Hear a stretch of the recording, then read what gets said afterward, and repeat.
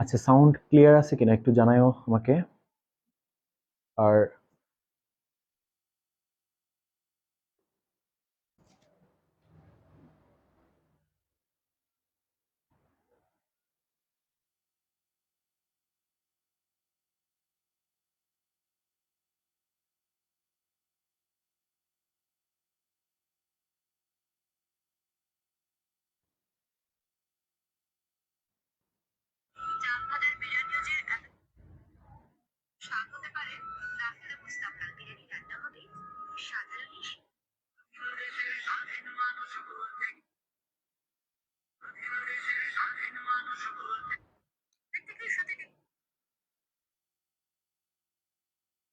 আচ্ছা, sound clear কিনা একটু আমাকে কমেন্টে জানাই দিও তো।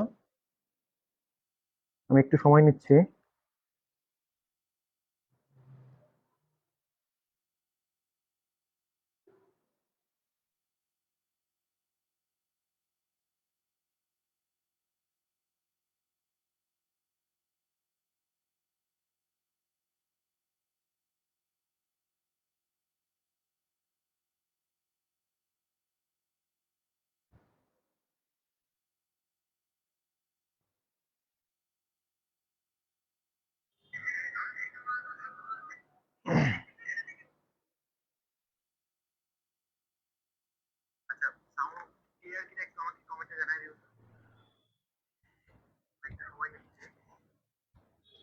ওকে, সাউন্ড তো ঠিক আছে।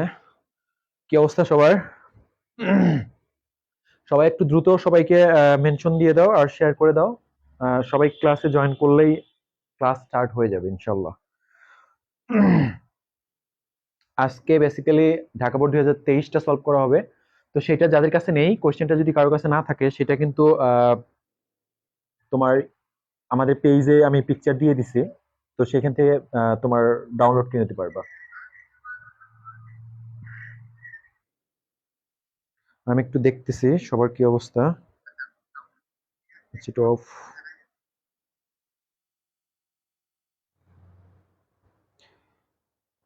ওকে, সবাই একটু সবাইকে ইয়া করে দাও, ক্লাসটা দ্রুত শেয়ার করে দাও। আর হচ্ছে সবাইকে মেনশন দিয়ে শেয়ার করে দাও। সবাই দ্রুত একটু ক্লাসে জয়েন করলে আমরা স্টার্ট করে দিব। আমি একটু সময় নিচ্ছি। এমডি সাজিদুল ইসলাম, শাহরিন রহমান সুবর্ণ। ওকে।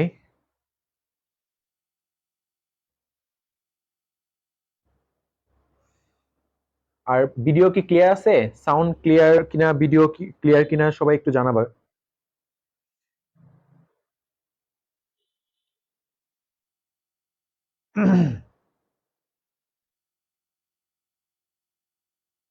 সাউন্ড এবং ভিডিও ক্লিয়ার আছে কিনা, কোনো প্রবলেম থাকলে একটু জানাই দিও কাইন্ডলি। একটু জানাই দিও, হ্যাঁ। আমরা দ্রুতই শুরু করে দিব।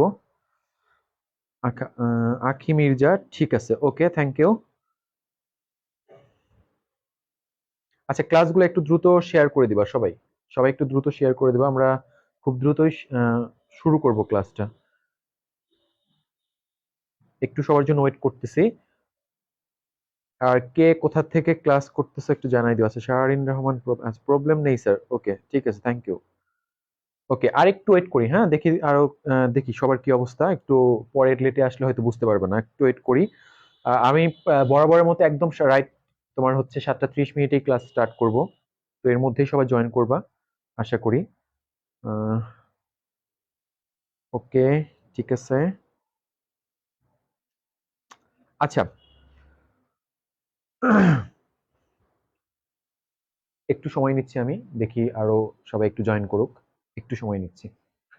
আর আমি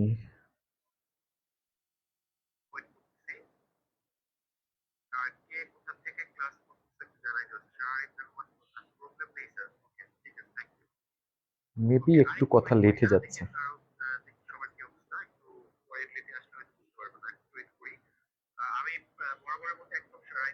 আর সবাই একটু শেয়ার করে ডান লিখে দাও। আমি কিন্তু কে কে শেয়ার করছো একটু ডান লিখে দাও, শেয়ার করে ডান লিখে দাও যে ওকে ডান। হুম, সবাই শেয়ার করে ডান লিখে দিবা একটু। সবার শেয়ার দেখতে চাই, শেয়ার করে ডান লিখে দাও।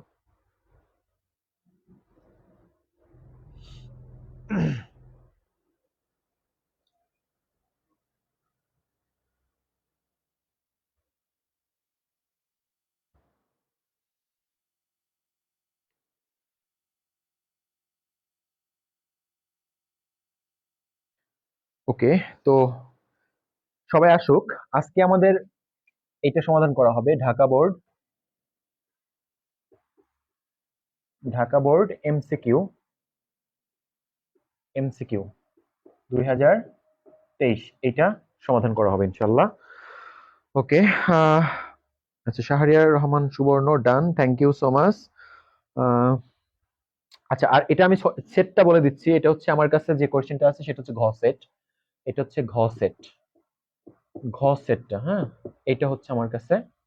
আমি এটা আজকে সলভ করব। আচ্ছা, আমি একটু চাচ্ছিলাম সবাই একটু শেয়ার করে ডান লিখে দিবা, সবাই একটু শেয়ার করে ডান লিখে দিবা। আমি এখানে দেখতে পাচ্ছি Shahrin Rahman Subarna done, okay thank you so much. আচ্ছা, সবাই একটু শেয়ার করে ডান লিখে দিবা।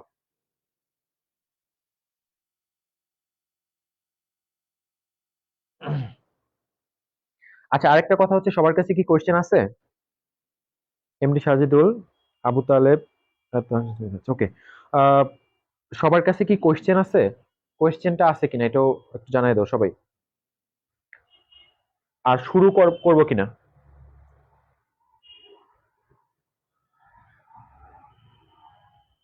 শুরু করে দিব কিনা।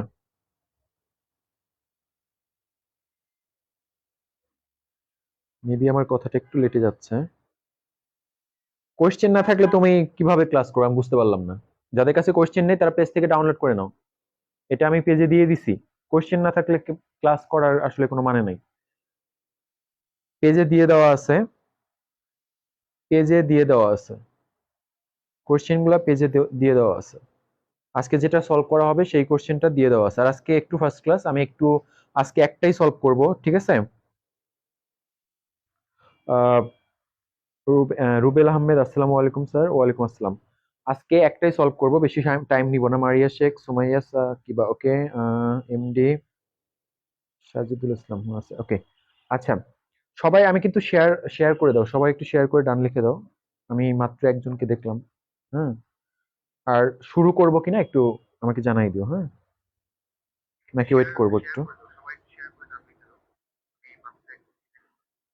আর অবশ্যই কোশ্চেনটা সামনে নিবা, আমি বলি কিভাবে ক্লাসগুলো করবা। একটু সিরিয়াসলি ক্লাসগুলো করতে হবে। অবশ্যই কোশ্চেনটা ফার্স্টলি হচ্ছে, যদি কোশ্চেন তোমাদের কাছে থাকে তাহলে খুবই ভালো, আর যদি না থাকে তাহলে পেজে দেওয়া আছে, পেজ থেকে ডাউনলোড করে নাও। এবং একটা নোট খাতা নিয়ে করবা। প্রত্যেকটা বোর্ড উপরে হেডলাইনটা বোর্ড লিখবা, লিখে তোমার হচ্ছে যে ব্যাখ্যাগুলো যেটা দিব আমি, ব্যাখ্যাগুলো কারেকশন মানে ব্যাখ্যাগুলো লিখে লিখে রাখবা, তাহলে পরবর্তীতে প্রবলেম হবে না, ঠিক আছে? আচ্ছা, সো যাই হোক, আচ্ছা আমরা কি শুরু করতে পারবো? শুরু করে দিব নাকি? আচ্ছা, আমি একটু নিজেই শেয়ার করি নাই, শেয়ার করে দিই, আমার খেয়াল নেই। আমি নিজেই একটু শেয়ার করি নাই, শেয়ার করে দিব। দাঁড়াও, একটু সময় নিচ্ছি আমি।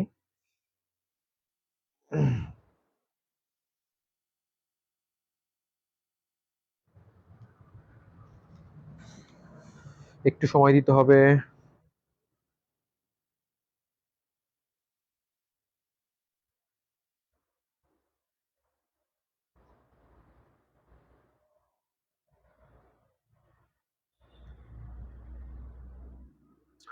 আমি একটু শেয়ার করে দিচ্ছি, একটু শেয়ার করে দেই, দেন হচ্ছে আমি ক্লাসটি স্টার্ট করে দিব। আর একটু এর মধ্যে সবাই একটু চলে আসুক, স্যার শুরু করেন। মেহেদি হাসান, ওকে শুরু করে দিব। একটু আমি শেয়ারটা করে দেই, দ্রুতই শুরু করে দিব ইনশাল্লাহ।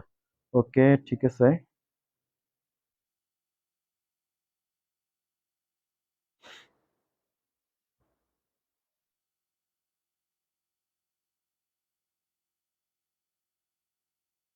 আমাকে একটু সময় দিবা, আমি একটু আমার ইয়াগুলোতে শেয়ার করে দিচ্ছি, দেন শুরু করে দিব।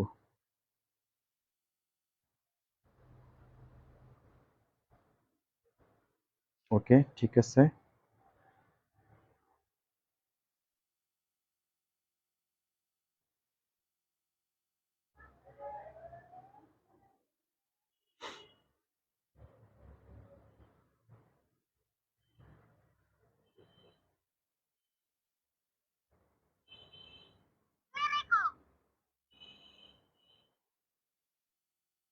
আমি একটু টাইম নিচ্ছি, সরি, একটু একটু একটু টাইম নিচ্ছি আমি।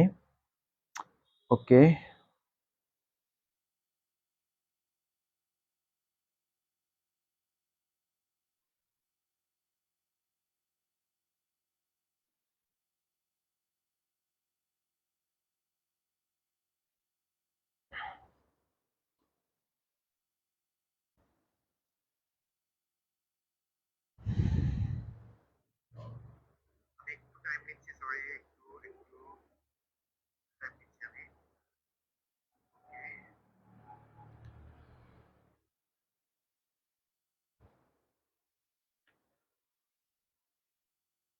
আচ্ছা, একটু একটু সময় দিবা আমাকে, একটু আমি একটু ইয়েটা করে নেই।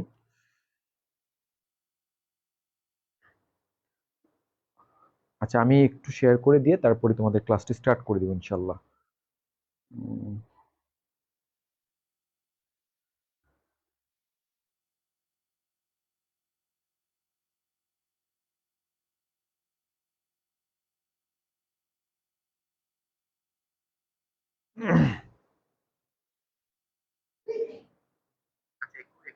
ওকে, ঠিক আছে, তাহলে শুরু করব। হ্যাঁ স্যার, এমবি নাই, তাও লাইভ ক্লাস করতে আসছি ইসরাফিল। ওকে, তোমার এমবি না থাকলে ক্লাস করার দরকার নাই, ঠিক আছে? ক্লাস করার সময় তোমাদের এমবি থাকে না, অন্য কাজে অনেক এমবি থাকে। ওকে, আচ্ছা ঠিক আছে, তাহলে আহ, আমরা স্টার্ট করে দিই এখন। হ্যাঁ, আর সবাই একটু শেয়ার করে দিও দ্রুত, হ্যাঁ সব জায়গায় শেয়ার করে দিও, আমি একটু শেয়ার টেয়ার খুব বেশি দেখতে পাচ্ছি না, এটা খুব দুঃখজনক বিষয়। ওকে, আচ্ছা তাহলে তাহলে শুরু করে দেই। দেখো, আশা করি আমি সবার কাছে কোশ্চেনটা আছে। হ্যাঁ, আজকে সলভ করব হচ্ছে ঢাকা বোর্ড 2023 ঘ সেট কোশ্চেনটা আমি আজকে সলভ করব, ঠিক আছে? আমার কাছে যে কোশ্চেনটা আছে সেটা হচ্ছে ঘ সেট। আমি ঘ সেটটা সমাধান করব আজকে।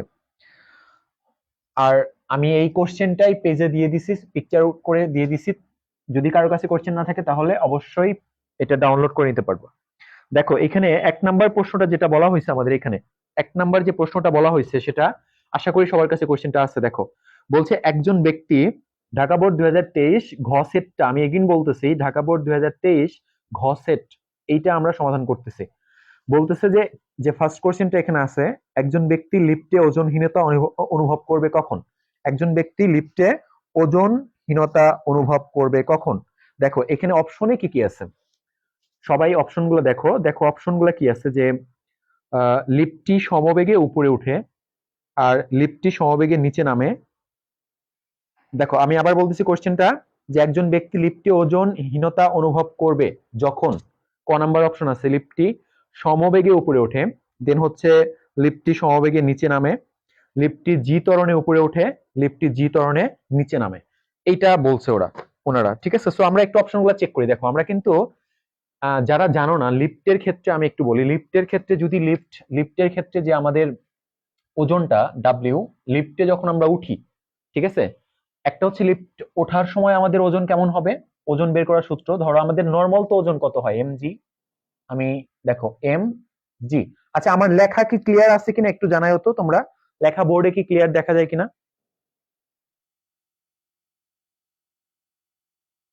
লেখা বোর্ডে ক্লিয়ার আছে কিনা একটু কাইন্ডলি আমাকে জানাবা, বোর্ডে কি লেখা ক্লিয়ার কিনা একটু জানাই দিও।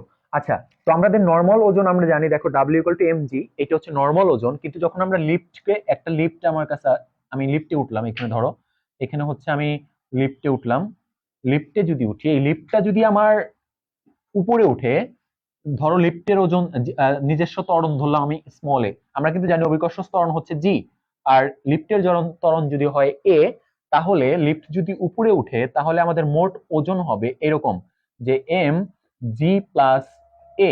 এইটা হচ্ছে আমাদের ওজন বের করার সূত্র, কখন, যখন লিফটটা উপরে উঠবে। আর যদি লিফট নিচে নামে এ ত্বরণে, লিফট যখন নিচে নামে তখন কিন্তু তার একটা নিজস্ব ত্বরণ থাকে, জি হচ্ছে অভিকর্ষ ত্বরণ আর এ হচ্ছে লিফটের নিজস্ব ত্বরণ। তো এইটা হচ্ছে আমার ওজন বের করার সূত্র। নর্মাল ওজন, নর্মাল, আমরা যখন নর্মালি থাকি তখন হচ্ছে ওজন বের করার সূত্র আমরা জানি W equal two MG. But আমার একটা লিফট যখন আমি নিব, লিফটটা যখন উপরে, আমি যখন একটা লিফটে উঠবো, এই লিফটটার নিজস্ব ত্বরণ এ, আর আমরা জানি জানি অভিকর্ষ ত্বরণ জি। তো আমরা এই লিফটে উঠবো যখন, তখন এই লিফট আমাদেরকে নিয়ে যখন উপরে ওঠে তখন আমাদের ওজনটা হয়ে যায় এম ইন্টু জি প্লাস এ। আর যদি লিফট নিচে নামে এ ত্বরণে, তাহলে সূত্র হয়ে যায় যে mg মাইনাস a, এটা হয় হচ্ছে সূত্র। তো আমাকে কিন্তু ও বলছে যে কখন আমরা ওজনহীনতা অনুভব করব। দেখো দেখো যখন জিরো হয়ে যাবে, এই ওজনটা যখন জিরো হওয়া মানেই তো আমাদের ওজনহীন অনুভব করা। তো এটা কিন্তু আমরা নিউটনিয়ান বলবিদ্যায় এই জিনিসটা দেখছি, এটা সূত্র ছিল। তো আমাদের এ যখন এ ইজ ইকুয়াল টু যখন জি হয়ে যাবে, ঠিক আছে, এ ইজ ইকুয়াল টু যখন জি হয়ে যাবে, তখন যদি এটা বসাও, দেখো এর জায়গায় জি বসায় দিবা, দিলে এটা কি হয়ে যাবে, কেটে শূন্য হয়ে যাবে। তাহলে এম ইন্টু শূন্য, তার মানে ডাব্লিউ ইকুয়াল টু কি পাচ্ছি আমরা, শূন্য। তার মানে আমাদের ওজনটা শূন্য হয়ে গেছে। ওকে, তার মানে আমাদের অপশনে আছে, যে অপশনে কি কি আছে দেখো, লিফটটি সমবেগে উপরে উঠে নাও, উপরে ওঠার ক্ষেত্রে হবে না। খ নম্বরে আছে লিফটটি সমবেগে নিচে নামে, আচ্ছা এটাও হবে না, সমবেগে না। লিফটটি জি ত্বরণে উপরে ওঠে, ঘ নাম্বার, এটাও হবে না। ঘ নাম্বার যেটা, অর্থাৎ 4 নাম্বার যেটা, লিফটটি জি ত্বরণের নিচে নামার ক্ষেত্রে, দেখো মানে লিফটের যে নিজস্ব ত্বরণ এ, সেটা কার সমান হইতে হবে, জি এর সমান, তাইলে সে কেটে শূন্য হয়ে যাবে। অর্থাৎ আমার অপশন কারেক্ট হবে 4 নাম্বার, যে লিফটটি যদি জি ত্বরণের নিচে নিচে নামে, তখন সে আমার কি হয়ে যাবে, ডাব্লিউ ইজ ইকুয়াল টু, দেখো তখন সে আমার এটা হবে, যে আমাদের নর্মালি নিচে নামার ক্ষেত্রে সূত্র কি বললাম আমি, ওজনের সূত্র হচ্ছে এম ইন্টু জি মাইনাস এ, এটা হচ্ছে ওজনের সূত্র যখন লিফট নিচে নামে। তো এই লিফটের নিজস্ব ত্বরণ যখন জি এর সমান হয়ে যাবে, জি এর সমান হয়ে যাবে, তখন কাটাকাটি হয়ে শূন্য হয়ে চলে আসবে। তার মানে আমরা তখন ওজনহীনতা অনুভব করব। তার মানে একটা লিফট যখন জি ত্বরণের নিচে নামবে, তখনই কেবলমাত্র আমরা ওজনহীন অনুভব করব, রাইট? আচ্ছা, ওকে, ঠিক আছে। 1 নাম্বার কি সবাই ক্লিয়ার? 1 নাম্বার সবাই ক্লিয়ার কিনা? আচ্ছা, নবীন খান হৃদয়, স্যার এটা কোন অধ্যায়? আচ্ছা, এটা কোনো অধ্যায় না নবীন খান হৃদয়, এটা কোনো অধ্যায় না, আমরা বোর্ড কোয়েশ্চেন সলভ করতেছি, ঠিক আছে? ঢাকা বোর্ড 2023 আজকে সলভ করা হচ্ছে। দেখো আমাদের লাইভ ক্লাসের ইয়াতেও লিখে দেওয়া আছে। আজকের আমাদের সলভ ক্লাসটা হচ্ছে ঢাকা বোর্ড 2023 এমসিকিউ সলভ করতেছি, কোনো স্পেসিফিক চ্যাপ্টার ধরি নাই, ঠিক আছে? ওকে, আচ্ছা, জান্নাতুল জান্নাত, জি স্যার ক্লিয়ার আছে লেখা, ওকে থ্যাংক ইউ। আচ্ছা, ওয়াহিদুল ইসলাম ইস ওয়াসিন, ওকে ঠিক আছে। আচ্ছা, নবীন খান, আমি আপনাকে চিনছেন কি? আচ্ছা, নবীন খান হৃদয়ে, আমি আপনাকে, আমি বুঝলাম না তুমি কি বলছো। আচ্ছা, আমাকে, আচ্ছা সরি, আমি নবীন খান হৃদয়, হ্যাঁ বলো তো, আমি চিনতে পারি নাই। আচ্ছা, ওকে, 1 নাম্বার ক্লিয়ার হলে সবাই একটু বলো 1 নাম্বারের বিষয়টা ক্লিয়ার কিনা। আর আমি আবারও বলতেছি, এমনি যদি লাইভ ক্লাস কেউ করো, এরকম মানে এমনি করার দরকার নেই। তুমি কোশ্চেন নিয়ে, খাতা নিয়ে প্রপারলি রাইট ওয়েতে যদি ক্লাস করো, তাহলে সেটা তোমার জন্য হেল্পফুল হবে, আদারওয়াইজ হবে না। সো এই জন্য আমি বলবো যে তোমরা কোশ্চেন না থাকলে আমার পেজে দেওয়া আছে, সেখান থেকে ডাউনলোড করে একদম প্রপার ওয়েতে সঠিকভাবে সিরিয়াসলি ক্লাসগুলো করো, সেটা তোমার জন্য হেল্পফুল হবে। আচ্ছা, এমডি গোলাম রাব্বি, ওকে। আচ্ছা, আমি বলতে যাচ্ছি যে 1 নাম্বার ক্লিয়ার কিনা। জি sir clear. Maria Sheikh clear. Jesmin Islam যারা ক্লিয়ার। অধরা লাবণ্য ক্লিয়ার। ওকে, আমরা 2 নাম্বারে চলে যাব, সবাই একটু 2 নাম্বার কোশ্চেনে চলে যাবা, 2 নাম্বার কোশ্চেনে চলে যাবা। এমডি আবির আহমেদ, আচ্ছা 2 নাম্বার কোশ্চেনে চলে যাবা সবাই। দেখো আমি একটু সুন্দর করে ধীরে সুস্থে, আজকে খুব বেশি টাইম নিব না, আজকে ফার্স্ট ক্লাস যেহেতু।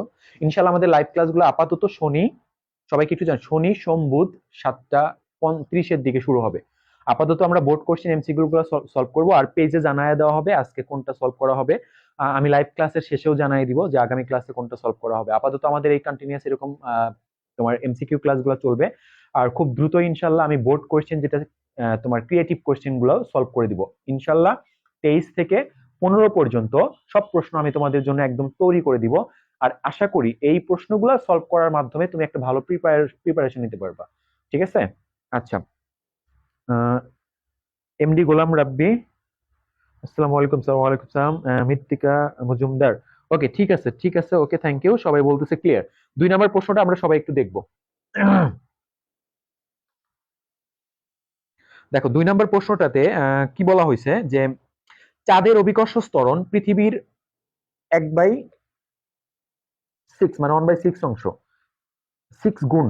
পৃথিবীর পৃষ্ঠে কোনো বস্তুর ভর যদি হয় 60 কেজি, চাঁদের ভর কত?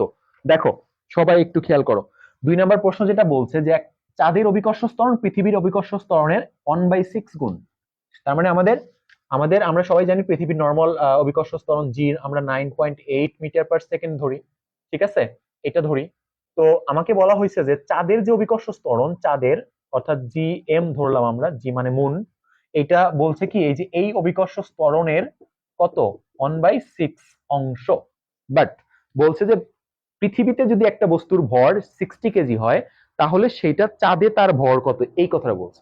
একটু খেয়াল করো যে আমরা কিন্তু জানি ওজনটা, ওজন হচ্ছে কি ডাব্লিউ, ওজন, ওজনটা হচ্ছে mg, তাই না? অর্থাৎ মানুষের ওজন বা কোনো বস্তুর ওজন হচ্ছে জি এর উপর ডিপেন্ড করে। জি এর উপর ডিপেন্ড করে কে? ওজন। ওজনটা ডাব্লিউ, ঠিক আছে, ভর ডিপেন্ড করে না। তার মানে জি চেঞ্জ হোক বা না হোক, এতে করে বস্তুর ভরের কোনো চেঞ্জ হবে না। ক্লিয়ার কিনা? আবারও বলতেছি আমি, বস্তুর ওজন ডিপেন্ড করে জি এর উপরে, যেহেতু আমরা জানি ডাব্লিউ ওজন is equal to M G. তার মানে জি যদি কম বেশি হয়, একটা বস্তুর ভর কিন্তু ফিক্সড, আমরা জানি একটা বস্তুর ভর কখনোই চেঞ্জ হয় না। এটা যে কোনো জায়গাতে নিয়ে যাও, যে কোনো সময় যে কোনো জায়গায়, এটা ভরটা ফিক্স থাকবে, ঠিক আছে। কিন্তু জি যদি চেঞ্জ হয়, ওজন চেঞ্জ হবে। কিন্তু কোশ্চেনে কিন্তু ওজনের কথা বলে নাই, কোশ্চেনে বলা হয়েছে ভরের কথা। তার মানে পৃথিবীতে যদি একটা বস্তুর ভর 60 কেজি মানে 60 কেজি হয়, তাহলে সেটা চাঁদে নিয়ে গেলেও বা অন্য যে কোনো কোথাও নিয়ে গেলেও অভিকর্ষ ত্বরণের চেঞ্জ হওয়ার পরেও সবকিছু মানে সবসময় একই থাকবে, অর্থাৎ বস্তুর ভর 60 কেজি হবে।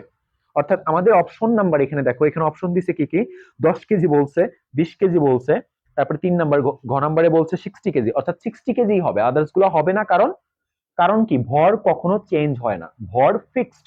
ভর স্থান কাল পাত্র সবকিছুর মানে ইয়া হইলেও এটা ফিক্স থাকবে। জি এর উপরেও ডিপেন্ড করে না, স্থানের উপরেও ডিপেন্ড করে না, সময়ের উপরেও ডিপেন্ড করে না, ভর সবসময় ফিক্স থাকে।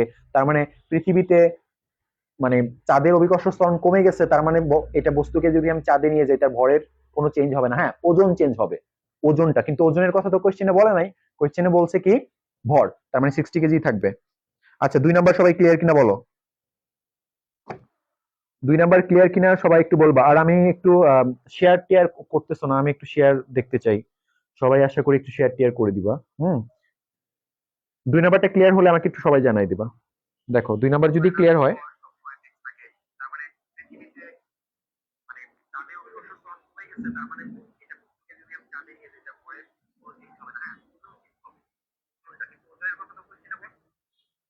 ওকে। দেখো 2 নাম্বার অপশনটা হচ্ছে আমার কত নাম্বার হবে, 60 কেজি হবে। যেহেতু পৃথিবীতে ভর আছে 60 কেজি, ওটা চাঁদে নিয়ে গেলেও ভর 60 কেজি থাকবে, ভরের কোনো চেঞ্জ হবে না। অপশন নাম্বার ঘ, ঠিক আছে। 3 নাম্বার। আচ্ছা, 2 নাম্বার ক্লিয়ার। ভাইয়া আপনার ইসরাত ভাই, আপনার কোয়েশ্চেন সেট দেওয়া, কি বলে দেওয়া কেন বলছে ভাই আপনার, জি স্যার, ওকে। আচ্ছা, ইসরাত কি বললো ভাইয়া, আপনার কোয়েশ্চেন এ সেট দেওয়া কেন? হ্যাঁ সেট, এটা ঘ সেট দেওয়া, ঠিক আছে, আমরা ঘ সেটটা সলভ করতেছি, এই জন্য ঘ সেট ইয়া করা। ওকে। আচ্ছা, শাহরিন সুবর্ণ, রহমান সুবর্ণ, ওটা বলছি জি স্যার ক্লিয়ার। আচ্ছা, সবাইকে, আরো সবাইকে ক্লিয়ার? 2 নাম্বারে কোনো কনফিউশন যদি থাকো আর তাহলে বলবা, আর যদি কনফিউশন না থাকে কারো তাহলে ক্লিয়ার বলে দাও, তাহলে আমি নেক্সট কোয়েশ্চেনতে চলে যাব, ঠিক আছে। তাহলে মনে রাখবে একটা কথা, যে আমি প্রত্যেকটা এমসিকিউ কিন্তু এক একটা নিয়মের মতো, হ্যাঁ, যে ভরটা কখনো কি হবে না, ভরটা কখনো চেঞ্জ হয় না। এটা জি চেঞ্জ হোক বা স্থান আমি এক জায়গা থেকে আরেক জায়গায় নিয়ে গেছি, আজকে একটা জিনিসের ভর যা কালকেও ভরই থাকবে, ভর একই থাকবে, ভর স্থান কাল পাত্র সবকিছু বেঁধেই ভরটা সেম থাকে। সো এখানে এইটার উপরে, হ্যাঁ, আমি কাছে কোশ্চেন সেট, আচ্ছা যাই হোক, তুমি একটু আমার আমার পেজে কোশ্চেনটা আছে, যাদের কোশ্চেন নিয়ে প্রবলেম হবে তাদের আমার কোয়েশ্চেনটা পেজে দেওয়া আছে, পেজ থেকে কাইন্ডলি একটু ডাউনলোড করে নিবা, ঠিক আছে। আমি প্রত্যেক দিন ক্লাসের আগে ইনশাল্লাহ আমার কোয়েশ্চেনটা হচ্ছে আমি দিয়ে দিব পেজে, পেজ থেকে ডাউনলোড করে নিবা। আজকে ফার্স্ট ক্লাস, যার কারণে বলতেছি, নেক্সট আমি বলে মানে আমার পেজে দিয়ে দেওয়া থাকবে, ওখান থেকে যার যার প্রবলেম হবে, আমার ঘ সেটটা আমি সমাধান করতেছি আজকে। এই ঘ সেট কোয়েশ্চেনটা আমার কাছে আছে। সো এইটা এইটা তুমি একটু ডাউনলোড করে নিও। আচ্ছা, Abir Ahmed next please. Okay, thank you. Okay, ঠিক আছে। আহ এরপরে দেখো 3 নাম্বার প্রশ্নটা আমাদের কি বলা হয়েছে, সবাই একটু 3 নাম্বারটা প্রশ্ন দেখবা, হ্যাঁ। আর যারা প্রশ্ন ছাড়া এমনি ক্লাস করতেছো, এদের ক্লাস করা বৃথা, এমবি নষ্ট হচ্ছে, টাইম ওয়েস্ট হচ্ছে।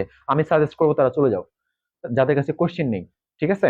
কোশ্চেন ছাড়া মানে প্রিপারেশন ছাড়া ক্লাস নেওয়ার করার কোনো কোনো মানে নেই, জাস্ট টাইম ওয়েস্ট করতেছো। এই টাইমটা অন্য জায়গায় ইয়া করো, এই টাইমটা তুমি গার্লফ্রেন্ডের সাথে কথা বলো, সেটা ওরা কাজে দিবে, ঠিক আছে। হ্যাঁ, গার্লফ্রেন্ড পটে যাবে। সো বেটার দেন এই টাইম ওয়েস্ট করার কোনো দরকার নাই মনে করি, যারা কোশ্চেন ছাড়া ক্লাস করতেছো। কোশ্চেন লাগবে, সঠিক খাতা নিয়ে ভালোভাবে প্রিপারেশন নিয়ে ক্লাস নাও, তাইলে তোমার কাজে আসবে এইটা। আর অযথা এমনি জাস্ট তোমার হচ্ছে ওই শুয়ে বসে বা তোমার কাছে কোয়েশ্চেন নেই এমনি ক্লাস করা মানে হচ্ছে এটা বৃথা, সময় নষ্ট করতেছো, এমবি নষ্ট করতেছো, সবকিছুই। সো দরকার নেই। আচ্ছা, আশা করি আমি পরের, হ্যাঁ ক্লিয়ার বলছে সবাই। আচ্ছা, 3 নাম্বার প্রশ্নে চলে যাও। যাদের কাছে কোশ্চেন আছে অবশ্যই 3 নাম্বার কোশ্চেনটা একটু দেখবা। বলছে ইয়ং এর গুণাঙ্কের মাত্রা সমীকরণ কত? ইয়ং এর গুণাঙ্কের মাত্রা সমীকরণ কত? আচ্ছা, এইটা ইয়ং এর গুণাঙ্ক হয়তো আমার যারা রেগুলার ক্লাস আছে ব্যাসের, ওরা হয়তো ইয়ং এর গুণাঙ্ক এখনো পড়ো নাই। ইয়ং এর গুণাঙ্ক কি আমি একটু বলি তোমাদের। ইয়ং এর গুণাঙ্কটা এরকম, আমি সবার জন্য বলতেছি, এটা সপ্তম অধ্যায়ে পড়বো আমরা, ফিজিক্স ফার্স্ট পার্টের সপ্তম অধ্যায় পদার্থের গঠন, ওইখানে আমরা ইয়ং এর গুণাঙ্কটা পড়বো। তো ইয়ং এর গুণাঙ্ককে আমরা ওয়াই দিয়ে প্রকাশ করি, ওয়াই, ঠিক আছে, ওয়াই দিয়ে প্রকাশ করি। ওয়াই ইজ ইকুয়াল টু লেখা যায়, দেখো আমরা বলি একটু, এটা হচ্ছে পীড়ন, পীড়ন বাই বিকৃতি, বিকৃতি, দৈর্ঘ্য বিকৃতি, বেসিক্যালি পীড়ন বাই দৈর্ঘ্য বিকৃতি, বিকৃতি, এটাই হচ্ছে কি আমার, এটাই হচ্ছে আমার ইয়ং এর গুণাঙ্ক। বুঝাতে পারছি? এটা হচ্ছে ইয়ং এর গুণাঙ্ক, ওয়াইটা হচ্ছে ইয়ং এর গুণাঙ্ক, ওয়াই, এই ওয়াইটা হচ্ছে কি ইয়ং এর গুণাঙ্ক। ইয়ং এর গুণাঙ্ক ইকুয়াল টু কি লেখা যায়, পীড়ন বাই দৈর্ঘ্য বিকৃতি। এখন দেখো এই পীড়ন, পীড়ন মানে কি আবার, পীড়ন মানে হচ্ছে, এই যে আমি এখানে লিখতেছি, তোমরা একদম, যেহেতু তোমরা পড়ো নাই অনেকে এই চ্যাপ্টার গুলা, এই জন্য আমি কিন্তু মোটামুটি একদম ডিপ মানে এক্সপ্লেনেশন দেওয়ার চেষ্টা করতেছি, মোটামুটি যেন বুঝতে পারো। হ্যাঁ, আচ্ছা, কারণ আমি এখনই, অনেকের হয়তো সিলেবাস শেষ না, অনেকের চ্যাপ্টার অনেকগুলো পড়ে নাই, তারপর আমরা যেহেতু বোর্ড কোশ্চেন সলভ করতেছি, এই জন্য যেগুলা যেগুলা আমি চেষ্টা করব সব প্রশ্নগুলোর একটু ডিপ এক্সপ্লেনেশন দেওয়ার, যাতে তোমরা না পড়লেও বুঝতে পারো, ঠিক আছে? তো যাই হোক, আমাদের 3 নাম্বার প্রশ্নে বলছে যে পীড়নের মাত্রা সমীকরণ কত? পীড়নের মাত্রা সমীকরণ, তো আমরা জানি যে মাত্রা সমীকরণ জানতে গেলে আগে আমার ওই জিনিসটার সূত্র জানতে হবে। তো আমরা জানি এটা দেখো, ওয়াই হচ্ছে এখানে ইয়ং এর গুণাঙ্ক, ইয়ং এর গুণাঙ্ক ওয়াই, এইটা ইকুয়াল টু লেখা যায় পীড়ন বাই দৈর্ঘ্য বিকৃতি। আর আমরা জানি পীড়ন ইজ ইকুয়াল টু হচ্ছে এফ বাই এ, মানে বল বাই ক্ষেত্রফল, বল বাই ক্ষেত্রফল, ঠিক আছে? আচ্ছা, আর দৈর্ঘ্য বিকৃতি, দৈর্ঘ্য বিকৃতি, বিকৃতি ইজ ইকুয়াল টু লেখা যাবে যে তোমার হচ্ছে যে দৈর্ঘ্যের পরিবর্তন, মানে দৈর্ঘ্যের, এটা হচ্ছে small L by capital L. আমি তোমাদের বলতেছি, একটু শুনবা ভালো করে। পীড়ন মানে কি এফ বাই এ, ঠিক আছে? আর বিকৃতি দেখো, বিকৃতি মানে হচ্ছে দৈর্ঘ্যের পরিবর্তন, এই স্মল এলটা মানে হচ্ছে দৈর্ঘ্যের পরিবর্তন, কতটুকু দৈর্ঘ্য বাড়লো কমলো। দেখো একটা বস্তুর উপরে যখন তুমি চাপ দিবা বা একটা বস্তুকে টান দিবা, তার মানে তুমি পীড়ন প্রয়োগ করতেছো, তখন কিন্তু এই বস্তুটা লম্বা হবে। ধরো একটা রাবারকে তুমি যদি নিয়ে টান দাও, একটা রাবারকে যদি টান দাও, তাহলে রাবারটা কি আগের মতো থাকবে? অফকোর্স না, এটার দৈর্ঘ্যটা চেঞ্জ হয়ে যাবে। তো এই যে দৈর্ঘ্যটা পরিবর্তন হলো না তোমার টানের ফলে, এই যে টানটাকে বলতেছি আমরা পীড়ন, ঠিক আছে? এই টানটাকে, এই টান দিলাম না, প্রতি একক ক্ষেত্রফলে যে টানটা দিলাম সেটার নাম হচ্ছে পীড়ন। আমরা পীড়নকে বলি এফ বাই এ, প্রতি একক ক্ষেত্রফলে প্রযুক্ত বলটাই হচ্ছে পীড়ন, এই পীড়ন। আর ওই যে তোমার রাবারটা ধরো 1 মিটার ছিল, রাবারটা ধরো আমার 1 মিটার ছিল, এখন 1.5 মিটার হয়ে গেছে ফর এক্সাম্পল, তাহলে দৈর্ঘ্যের পরিবর্তনটা কত হইলো? 1.5 থেকে 1 বাদ দিলে 0.5 মিটার, এটা হচ্ছে দৈর্ঘ্যের পরিবর্তন হইলো। এইটাই হচ্ছে কার মান? স্মল এল এর মান। এই স্মল এল কে দেখো, আদি দৈর্ঘ্য কত ছিল, আবার বলতেছি, দেখো আমার দৈর্ঘ্যটা ছিল 1 মিটার, এটাকে আমি পীড়ন দিছি, টান দিছি, টান দেওয়ার ফলে এটা দৈর্ঘ্য হয়ে গেছে 1.5 মিটার, তার মানে দৈর্ঘ্যের পরিবর্তন হয়েছে 0.5 মিটার। ওকে, আর আদি দৈর্ঘ্য ছিল 1 মিটার, আগে ছিল তো 1 মিটার, এটাকে টান দেওয়ার ফলে হয়েছে 1.5 মিটার, তার মানে আমার দৈর্ঘ্যের পরিবর্তনটা হয়েছে 0.5 মিটার। আদি দৈর্ঘ্য যেটা, এই ক্যাপিটাল এলটা হচ্ছে আদি দৈর্ঘ্য যেটা আগে ছিল, ঠিক আছে? আচ্ছা, এখন আমার দরকারটা কি, তার মানে আমি এখানে লিখতে পারি পীড়ন বাই বিকৃতি। দেখো এখন এই দৈর্ঘ্য বিকৃতির কোনো কি একক আছে? একটু খেয়াল করো, দৈর্ঘ্য বিকৃতির কি কোনো একক আছে? প্রশ্ন হচ্ছে না, দৈর্ঘ্য বিকৃতির কোনো একক নাই, কারণ দৈর্ঘ্য বিকৃতির মধ্যে কিন্তু উপরেও দৈর্ঘ্য নিচেও দৈর্ঘ্য, সমজাতীয়, সমজাতীয় রাশির অনুপাত হলে সেটার কোনো একক থাকে না। তার মানে দৈর্ঘ্য বিকৃতির কোনো একক নাই, উপরে দৈর্ঘ্যের পরিবর্তন, নিচে আদি দৈর্ঘ্য, তার মানে এটার কোনো একক নাই। তার মানে আমার এই ইয়ং এর গুণাঙ্কের যে এককটা বা মাত্রা সমীকরণ, এটার মধ্যে বিকৃতি থাকবে না, বিকৃতির কোনো একক নাই, তার মানে কোনো তার মাত্রা সমীকরণটা নাই। এখন দেখো, তার মানে কি ইয়ং এর মাত্রা সমীকরণের মধ্যে শুধু থাকবে হচ্ছে পীড়ন। তাহলে আমরা লিখতে পারি যে পীড়নের যে মাত্রা, সেটাই কার মাত্রা হবে? ওয়াই এর মাত্রা। বুঝতে পারছি? কারণ দৈর্ঘ্য বিকৃতির তো কোনো একক নাই বা এটার মাত্রা সমীকরণ থাকবে না। কেন থাকবে না? কারণ একই জাতীয় রাশির অনুপাত। আচ্ছা, তার মানে ওয়াই এর যে মাত্রা সমীকরণ বলি বা একক বলি, সেটা কার সমান হবে? পীড়নের সমান হবে। আর পীড়ন মানে এফ বাই এ, বল বাই ক্ষেত্রফল। তো আমরা জানি যে বল, বল মানে বলের ইয়াটা কি দেখো, বলের বলের বল সমান কিন্তু জানি আমরা এম এম এ, ঠিক আছে, আর ডিভাইডেড বাই এ, এই এটা ত্বরণ, তাহলে বলের মাত্রা আমরা ভরের মাত্রা দেখো, বলের মাত্রা আবার সবাই জানি, মনে রাখবা বলের মাত্রা হচ্ছে এম এল টি ইনভার্স 2, এটা হচ্ছে বলের মাত্রা। আর ক্ষেত্রফলের মাত্রা হচ্ছে এল স্কোয়ার, ক্ষেত্রফলের মাত্রা কি এল স্কোয়ার, তার মানে এই এলটা যদি উপরে চলে যায় তাহলে এম, একটা এল উপরে আছে আর এটা যদি উপরে চলে যায় মাইনাস হবে, তাহলে এটা ফাইনালি যেটা হবে সেটা হচ্ছে M L inverse T inverse 2, এটা হচ্ছে আমার কি হবে, এইটা হচ্ছে। আর মাত্রাকে আমরা নরমালি থার্ড ব্র্যাকেট দিয়ে প্রকাশ করি। এইটা দেখো, তার মানে আমি আবার ক্লিয়ার করতেছি, ইয়ং এর গুণাঙ্ক ইজ ইকুয়াল টু কি লেখা যায়, পীড়ন বাই দৈর্ঘ্য বিকৃতি, ঠিক আছে, পীড়ন বাই কত, দৈর্ঘ্য বিকৃতি। তো আর আমরা আগেই বলছি যে দৈর্ঘ্য বিকৃতি আবার কি লেখা যাবে, উপরে হচ্ছে তোমার দৈর্ঘ্যের পরিবর্তন, নিচে হচ্ছে আদি দৈর্ঘ্য, তার মানে উপরেও দৈর্ঘ্য নিচেও দৈর্ঘ্য, তার মানে একই জাতীয় রাশির অনুপাত, তার মানে দৈর্ঘ্য বিকৃতির কোনো একক থাকবে না, কোনো মাত্রা থাকবে না, তার মানে এটার কোনো মাত্রা থাকলো না, তার মানে পীড়নের মাত্রাটাই হবে ইয়ং এর গুণাঙ্কের মাত্রা, ঠিক আছে, বা একক। আচ্ছা একক বললেও এই, আচ্ছা দেখ মাত্রাটা হবে। এখন এই পীড়নের মাত্রাটা আমরা বের করতে পারলে আমরা ইয়ং এর গুণাঙ্কের মাত্রা পেয়ে যাব। তো পীড়নের মাত্রা দেখো, বল বাই ক্ষেত্রফল, আমরা সবাই জানি বলের একক কি, বলের মাত্রা হচ্ছে এম এল টি ইনভার্স 2, মনে রাখবা। এটা যারা বোঝো নাই যে বলের মাত্রা এটা কেমনে হইলো, বলের দেখো এফ সমান আমি কি লিখতে পারি, এম এ, তো আমরা সবাই জানি এম হচ্ছে ভর, ভরের মাত্রা হচ্ছে ক্যাপিটাল এম, মাত্রা এম। তুমি কয়েকটা জিনিসের মাত্রা জানবা, যেমন ভরের মাত্রা হচ্ছে ক্যাপিটাল এম, দৈর্ঘ্য প্রস্থ উচ্চতা যাই বলি না কেন তাদের মাত্রা হচ্ছে এল, তাদের মাত্রা হচ্ছে এল, দৈর্ঘ্য বলি, ঠিক আছে, দৈর্ঘ্য বলো প্রস্থ বলো উচ্চতা বলো, তার সবার দূরত্ব রিলেটেড যারা আছে তাদের সবার মাত্রা হচ্ছে এল, এল, ঠিক আছে। আচ্ছা সময়ের মাত্রা হচ্ছে টি, ওকে। সো দেখো ভরের মাত্রা এম বসাইছি, তো ত্বরণ সমান আবার আমরা কি লিখতে পারি, ত্বরণ সমান হচ্ছে বেগ, বেগ বাই সময়, বেগ বাই কি সময়, ঠিক আছে। মাত্রা বের করতে গেলে মনে রাখবা, কোন রাশির মাত্রা বের করতে গেলে আমাকে মাত্রাটা একদম মানে মৌলিক রাশিতে চলে যেতে হবে। সো ত্বরণের মাত্রা হবে কি, ত্বরণের মাত্রা হবে হচ্ছে এল টি ইনভার্স 2, তার মানে এখানে কিন্তু দেখো এম এল টি ইনভার্স 2 আসতেছে, এটা হচ্ছে কার, বলের, এটাকে ক্ষেত্রফলের মাত্রা দিয়ে ভাগ করতে হবে। ক্ষেত্রফলের মধ্যে দৈর্ঘ্য দুইটা আছে, মানে দৈর্ঘ্য প্রস্থ, দৈর্ঘ্যের মাত্রাও এল প্রস্থের মাত্রাও এল, তার মানে আমরা লিখতে পারি এল স্কোয়ার। তো এইখানে টোটালি দেখো এটা দুইটা আর এখানে এল আছে একটা, তার মানে M L inverse T inverse 2, এইটা হচ্ছে আমার কিসের মাত্রা, এই যে পীড়নের মাত্রা, এটা হচ্ছে পীড়নের মাত্রা, এইটাই হচ্ছে আমার অ্যান্সার। দেখো এই অপশনটা কত নম্বরে আছে, আচ্ছা দেখো এটা অপশনে নাম্বার আছে হচ্ছে ঘ নাম্বার অপশনে আছে, তার মানে ঘ নাম্বার ইজ কারেক্ট। 3 নাম্বার বুঝছো কিনা দেখো, 3 নাম্বার যদি বুঝে না থাকো তাহলে বলো, 3 নাম্বার সবাই ক্লিয়ার কিনা। আচ্ছা জি স্যার, ঈশার নামাজ পড় স্টার্ট করেন অনেক ভালো হয়। আচ্ছা দেখি এটা অনেকেরই হয়তো দেখি নেক্সট ক্লাস থেকে আমি এটা জানাই দিব যে কখন থেকে স্টার্ট করা যায়। এটা ক্লিয়ার আশা করি আমাদের প্রবলেমটা বুঝতে পারেন। হ্যাঁ ঠিক আছে, অবশ্যই নামাজের যেহেতু অলরেডি আজান দিচ্ছে।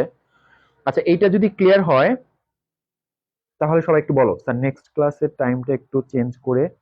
ওকে ঠিক আছে, না ঠিক আছে। আচ্ছা দেখো দেখা যাক, এটা দেখা যাক তোমরা 3 নাম্বারটা রাইট তোমরা বুঝতে পারছো কিনা সেটা বলো। 3 নাম্বারটা যদি সবাই বুঝতে পারে ক্লিয়ার, মাহিয়া তাবাসসুম সাউদা ক্লিয়ার, ওকে ঠিক আছে। বাকিরা দেখো, হ্যাঁ ইসরাত ভাইয়া একটু সাইড দেন, তুলে নেই, হ্যাঁ আমি তুলে নি। আচ্ছা আমি আবার তোমাদের কি ক্লিয়ার দিছি, clear clear clear, okay MD Ahmad clear. আচ্ছা বাকিদের কি অবস্থা, ক্লিয়ার কিনা দেখো। জাস্ট সিম্পল কথা মনে রাখবা যে এই যে তোমার ইয়ং এর গুণাঙ্ক সমান হচ্ছে পীড়ন বাই দৈর্ঘ্য বিকৃতি, ঠিক আছে। আচ্ছা আর দৈর্ঘ্য বিকৃতির কোনো একক নেই, কারণ আমি এখানে লিখে রাখছি দৈর্ঘ্য বিকৃতি মানে হচ্ছে দৈর্ঘ্যের পরিবর্তন, এই যে স্মল এল মানে দৈর্ঘ্যের পরিবর্তন আর ক্যাপিটাল এল মানে হচ্ছে আদি দৈর্ঘ্য, তার মানে দৈর্ঘ্য বিকৃতির কোনো একক থাকবে না। আচ্ছা থাকবে না মানে মাত্রাও থাকবে না, যার একক নেই তার মাত্রা নেই।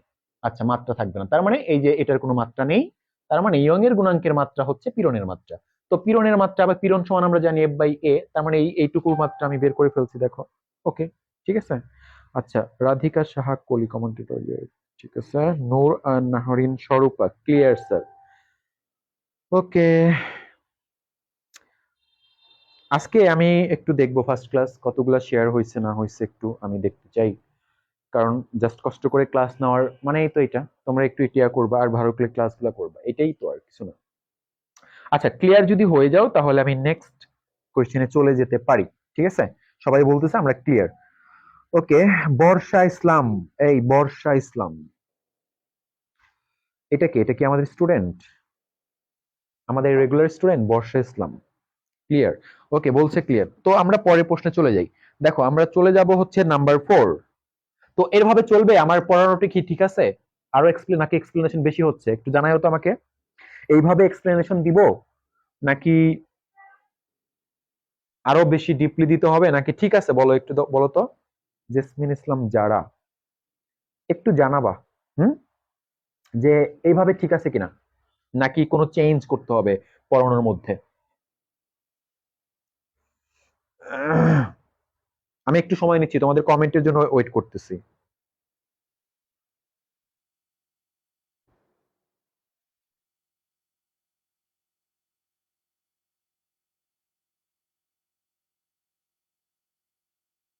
আরো বেশি ডিপলি দিতে হবে নাকি ঠিক আছে বলো, একটু বলো তো। যারা, একটু জানাবা যে এইভাবে ঠিক আছে কিনা, নাকি আমি একটু সবার কমেন্টের জন্য ওয়েট করছি। ইসরাফিল হোসেন ইজু আছে, okay। মানে যেভাবে চলতেছে এটা ক্লিয়ার আছে কি, মানে ঠিক আছে কিনা, এভাবে এইভাবেই হবে কিনা, এটা একটু আমাকে জানাও সবাই। হ্যাঁ, best of luck heartless boy, best of luck, okay, thank you. Maria Islam, yes sir, ঠিক আছে। বর্ষা ইসলাম, জি স্যার, আমি রেগুলার স্টুডেন্ট। বর্ষা ইসলাম, আচ্ছা, ওকে, ঠিক আছে। দেখো ইসরাত ভাই, ঠিক আছে, okay, thank you, thank you. আমি একটু ঠিক আছে স্যার, হ্যাঁ ঠিক আছে, ওকে, থ্যাংক ইউ। আচ্ছা, আমরা তাহলে 4 নাম্বার কোশ্চেনে চলে যাই। হ্যাঁ, 4 নাম্বার কোশ্চেনটাতে চলে যাব। দেখো 4 নাম্বার কোশ্চেনটা কি বলছে দেখো। বলছে যে 100 নিউটন/মিটার স্প্রিং ধ্রুবক বিশিষ্ট একটি স্প্রিংকে সমান 2 ভাগে কাটা হলো। ঠিক আছে, ভালো করে বুঝো। এই স্প্রিং ধ্রুবকের প্রশ্নটা কিন্তু তোমরা আমাদের যারা রেগুলার ক্লাস আছো, ব্যাচের স্টুডেন্ট, তারা কিন্তু সবাই জানো। স্প্রিং ধ্রুবক আমরা এটা কাজ শক্তি ক্ষমতাতে পড়ছি। স্প্রিং ধ্রুবকের যে বিষয়টা আমরা জানি, স্প্রিং ধ্রুবক এইটা দেখো, আমরা জানি স্প্রিং এর ক্ষেত্রে আমরা, তারপরে আমি এক্সপ্লেনেশন দিচ্ছি একটু। একটা স্প্রিং কে যদি এরকম আমি রাখি, তো এটা হচ্ছে নর্মাল অবস্থা। ধরো আমি একটা বস্তু ঝুলাই দিলাম, এরকম আছে। তো একটা বস্তুকে আমি যত বেশি টানবো, দেখো এটাকে বলি সাম্য অবস্থা, এটাকে বলি স্প্রিং এর সাম্য অবস্থা।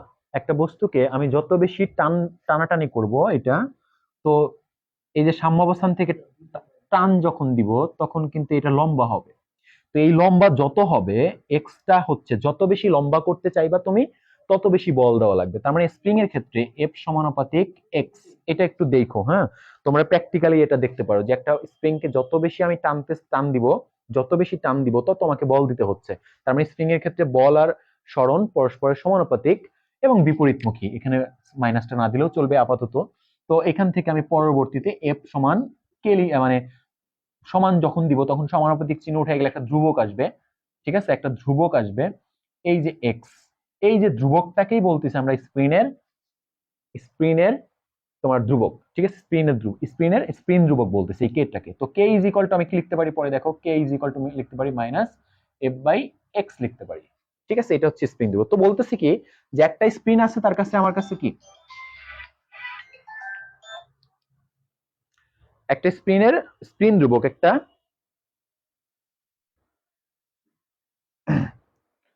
ইয়ামিন, আসসালামু আলাইকুম ইয়ামিন, হ্যাঁ ভাই, ওকে। আচ্ছা ঠিক আছে, দেখো আমরা যেটা করতেছিলাম সেটা হচ্ছে স্প্রিং ধ্রুবক নিয়ে কথা বলছিলাম। কোশ্চেনটা সবাই আশা করি দেখছো, আহ, সেটা হচ্ছে কি, ওকে। 4 নম্বরে বলছে যে 100 নিউটন/মিটার স্প্রিং ধ্রুবক বিশিষ্ট। দেখো আমরা কিন্তু জানি সবাই, এই যে স্প্রিং ধ্রুবকের একক কি, নিউটন/মিটার। তার মানে একটা স্পিন আছে যার আমার নিউটন, এই স্পিনের ধ্রুবক কত, ধ্রুবকটা হচ্ছে 100 নিউটন/মিটার দেওয়া আছে। এখন বলছে এই স্প্রিংটাকে কেটে আমি 2 সমান 2 ভাগে ভাগ করতেছি। একটা স্প্রিং আছে, সেটাকে কেটে 2 ভাগে ভাগ করতেছি। দেখো তাহলে আমি যদি কেটে 2 ভাগে ভাগ করি, তাহলে এক্সটা কি হয়ে যাচ্ছে, এক্সটা আগের থেকে অর্ধেক হয়ে যাচ্ছে না, অর্ধেক হয়ে যাচ্ছে। তাহলে দেখো একটু, অর্ধেক যদি হয়ে যায়, তাহলে কে ইকুয়াল টু আমি লিখতে পারতেছি এই দুইটা উপরে চলে যাবে, হবে হচ্ছে তোমার মাইনাস 2f/x। তাই তো, ভালো করে খেয়াল করো যারা বুঝো না এই বিষয়টা। আমরা জানি যে স্প্রিং ধ্রুবক কে ইজ ইকুয়াল টু হচ্ছে f/x, মাইনাসটা দিলেও চলবে, না দিলেও চলবে। আচ্ছা, যখন আমি স্প্রিং ধ্রুবকটা কি করে ফেলবো, অর্থাৎ এই এক্সটা অর্ধেক করে ফেলবো, একটা এক্স হচ্ছে সরণ, স্প্রিং এর দৈর্ঘ্যটা বলতে পারি আমরা। তো এটাকে যখন আমি কেটে অর্ধেক করে ফেলবো, তখন দেখো কি হয়ে যাচ্ছে, এফ বাই কি হয়ে যাচ্ছে, f/x। কিন্তু এটা হাফ হয়ে যাচ্ছে, অর্ধেক। তার মানে আমি এটাকে যদি উপরে নিয়ে নিই, তাহলে কি হবে, 2 × f/x। তার মানে আগেরটার কত গুণ হয়ে গেল, 2 গুণ। ঠিক আছে, আগেরটার কত গুণ হয়ে গেল? 2 গুণ। তার মানে আগের স্প্রিনটার যদি তোমার কত হয়, স্প্রিন ধ্রুবক যদি 100 হয়, এখন হয়ে যাবে 200। দেখো তাহলে অপশন রাইট হচ্ছে 200, ঘ নাম্বার, 4-এর 3 নাম্বার। সবাই বুঝছো কিনা দেখো। মনে রাখবা, একটা স্প্রিংকে আমি যত ভাগ করব তত গুণ হয়ে যাবে। সিম্পল কথা, একটা শর্টকাট লিখে রাখতে পারো যে আমি স্প্রিংটাকে যত ভাগে ভাগ করতেছি সমান তত গুণ হয়ে যাবে, আগের তত গুণ হয়ে যাবে। সবাই ক্লিয়ার কিনা দেখো। আচ্ছা, 4 নাম্বার ক্লিয়ার হলে সবাই একটু ক্লিয়ার লিখে দিবা।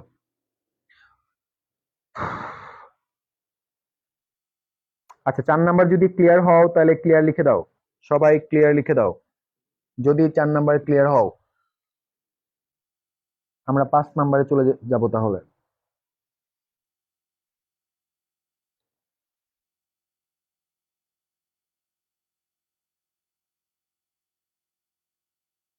ওকে, হ্যাঁ অনেকেই বলতেছে ক্লিয়ার।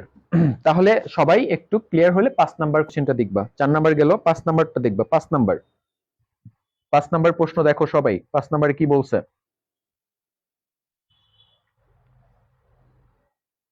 5 নাম্বার প্রশ্ন দেখতে বলছি।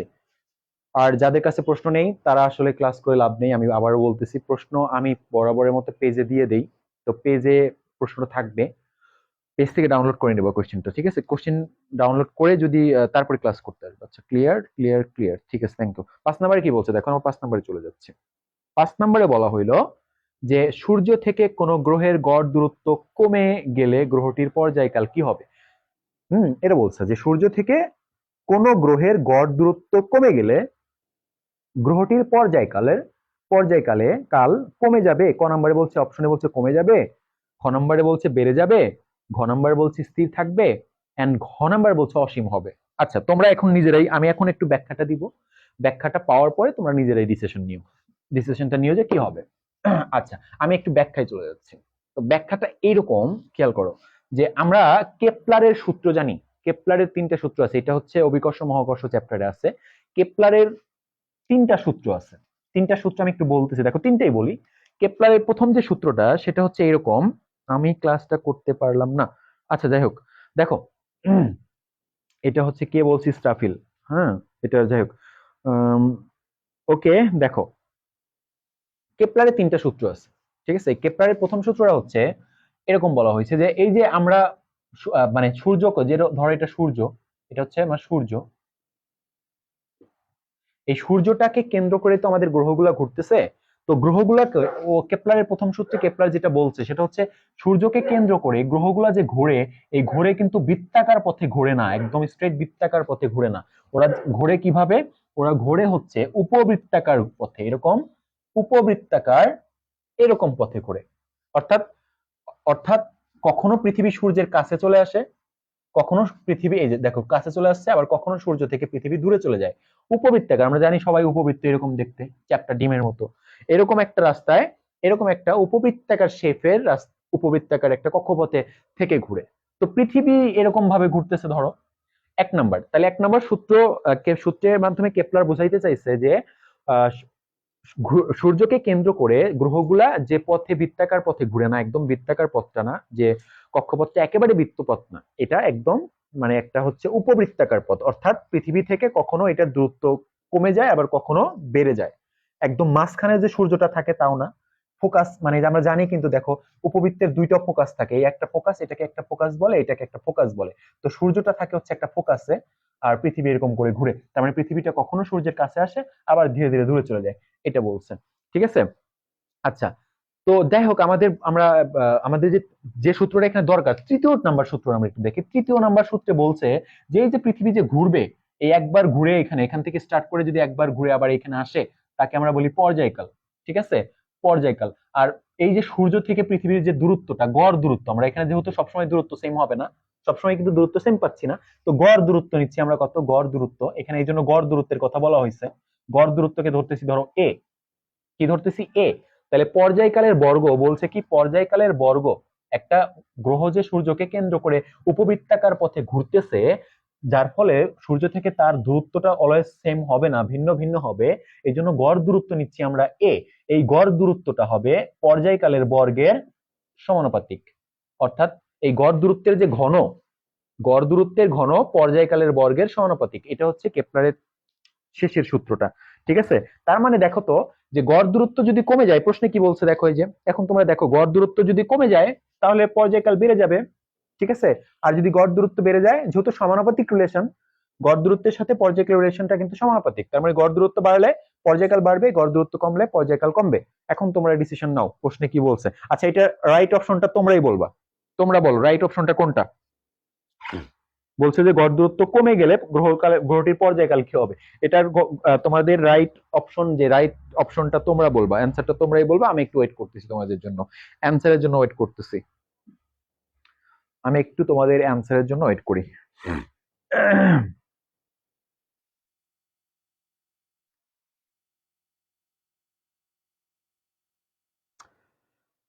আমি ওয়েট করতেছি তোমাদের অ্যান্সারের জন্য। এই অ্যান্সারটা আমি বলবো না, তোমরা নিজের অ্যান্সারটা বলবা। এই সূত্রগুলো মনে রাখো, এটা হচ্ছে গড় দূরত্ব, এটা হচ্ছে গড় দূরত্ব, আর এটা হচ্ছে পর্যায়কাল। গড় দূরত্বের সাথে গড় দূরত্বের কথা কেন বললো, ওই যে বললাম যে পৃথিবী যে ঘুরবে সূর্যকে কেন্দ্র করে যে প্রদক্ষিণ করবে, এটা কিন্তু একটা বৃত্তাকার পথে করবে না, এটা উপবৃত্তাকার পথে করবে। দ্যাটস ওয়াই পৃথিবী থেকে সূর্যের দূরত্বটা এক এক সময় এক এক রকম হবে, দ্যাটস ওয়াই গড় দূরত্বের কথা বলা হয়েছে। ওকে, আচ্ছা, তো এই গড় দূরত্ব যদি চেঞ্জ হয়ে যায়, পর্যায়কালও চেঞ্জ হবে। সো আমি তো রিলেশনটা দেখাই দিছি এখানে, সমানুপাতিক রিলেশন। সো আমাকে, হ্যাঁ, অ্যান্সার ক হবে, মারিয়া শেখ। হ্যাঁ, আচ্ছা, একজন বলছে ক হবে, দেখি বাকিদের অ্যান্সার কি হয়। বাকিদের অ্যান্সার ক, সাজিদুল ইসলাম ক। ওকে, তো সবাই আসলে বুঝতে পারছো যে এটা আমি তো যেহেতু বলেই দিলাম যে আমার মনে রাখো, তাহলে কেপলারের তৃতীয় সূত্র দিয়ে আমার পৃথিবী থেকে সূর্যের গড় দূরত্ব, বা যে কোনো গ্রহ থেকে, নট অনলি পৃথিবী, সূর্য থেকে তার যে সূর্যকে কেন্দ্র করে যে গ্রহগুলো ঘুরতেছে সব গ্রহের জন্যই কেপলারের সূত্রটা প্রযোজ্য। তো সব ক্ষেত্রেই আমার গড় দূরত্ব যখন বাড়বে, পর্যায়কাল বাড়বে, কারণ সম্পর্কটা সমানুপাতিক। এইভাবে সম্পর্কটা মনে রাখবা, গড় দূরত্বের ঘন ঘন, ঠিক আছে, কিউব, পর্যায়কালের বর্গের কি সমানুপাতিক। ক্লিয়ার? ওকে, ঠিক আছে, থ্যাংক ইউ। সবাই বলতেছে ক নাম্বার, ক নাম্বার, ক নাম্বার। ওকে, যারা পারছো তাদেরকে ধন্যবাদ। আচ্ছা, আমরা তাহলে কত নাম্বারে চলে যাব? মারিয়া ইসলাম। ওকে, অ্যান্সার ক হবে। ওকে, ঠিক আছে, তাহলে আমরা এখন চলে যাচ্ছি নাম্বার 6-এ। 6 নাম্বারে চলে যাচ্ছি, দেখো 6 নাম্বার অপশনটাতে চলে যাচ্ছে। আর বাকিগুলা হবে না, মানে পাঁচের বাকিগুলা হবে না কেন, বুঝতেই পারতেছো, কারণ আমরা তো সম্পর্কটা পেয়ে গেছি। মানে বাড়লে বাড়ার কথা, কমলে কমার কথা, তো যেহেতু কমার কথা বলছে তাহলে এটাও কমে যাবে, অর্থাৎ অন্য কিছু হওয়ার কোনো প্রশ্নই আসে না। ঠিক আছে, আচ্ছা, আমরা 6 নম্বরে চলে যাচ্ছি। ঠিক আছে, 6 নাম্বারটাতে কি বলছে দেখো, স্থির তাপমাত্রায় কোনো আদর্শ গ্যাসের ক্ষেত্রে পিবি বনাম পি, পিভি বনাম পি লেখচিত্রটি কেমন হবে। দেখো, এটা কিন্তু আমরা একদম কেমিস্ট্রিতে পড়ছি, কেমিস্ট্রির যে ফার্স্ট পরিবেশ রসায়নে পড়ছি। দেখো, আচ্ছা, যাই হোক, আমি আবার দেখাচ্ছি একটু প্রমাণ করে। দেখো, ওরা বলছে কি, স্থির তাপমাত্রায় হলে কার সূত্র হয় বলতো। স্থির তাপমাত্রায় হইলে, তাপমাত্রা মানে হচ্ছে বয়েলের সূত্র হয়, তাই তো। বয়েলের বয়েলের সূত্র। স্থির তাপমাত্রা মানে কার সূত্র? বয়েলের সূত্র। আর আমরা বয়েলের সূত্র কি পড়ছিলাম? বয়েলের সূত্র পড়ছিলাম, দেখো এরকম, যে স্থির তাপমাত্রায় গ্যাসের আয়তন হবে চাপের ব্যস্তানুপাতিক। এরকম পড়ছিলাম বয়েলের সূত্র, যখন তাপমাত্রা স্থির। তো এখান থেকে যদি আমি কি করি, সমানুপাতিক চিহ্নটা উঠাই দিই, তাহলে একটা ইকুয়াল দিব, ইকুয়ালের সমানুপাতিক চিহ্ন উঠাই দেওয়ার ফলে একটা ধ্রুবক আসবে কে, 1/p, তাই তো।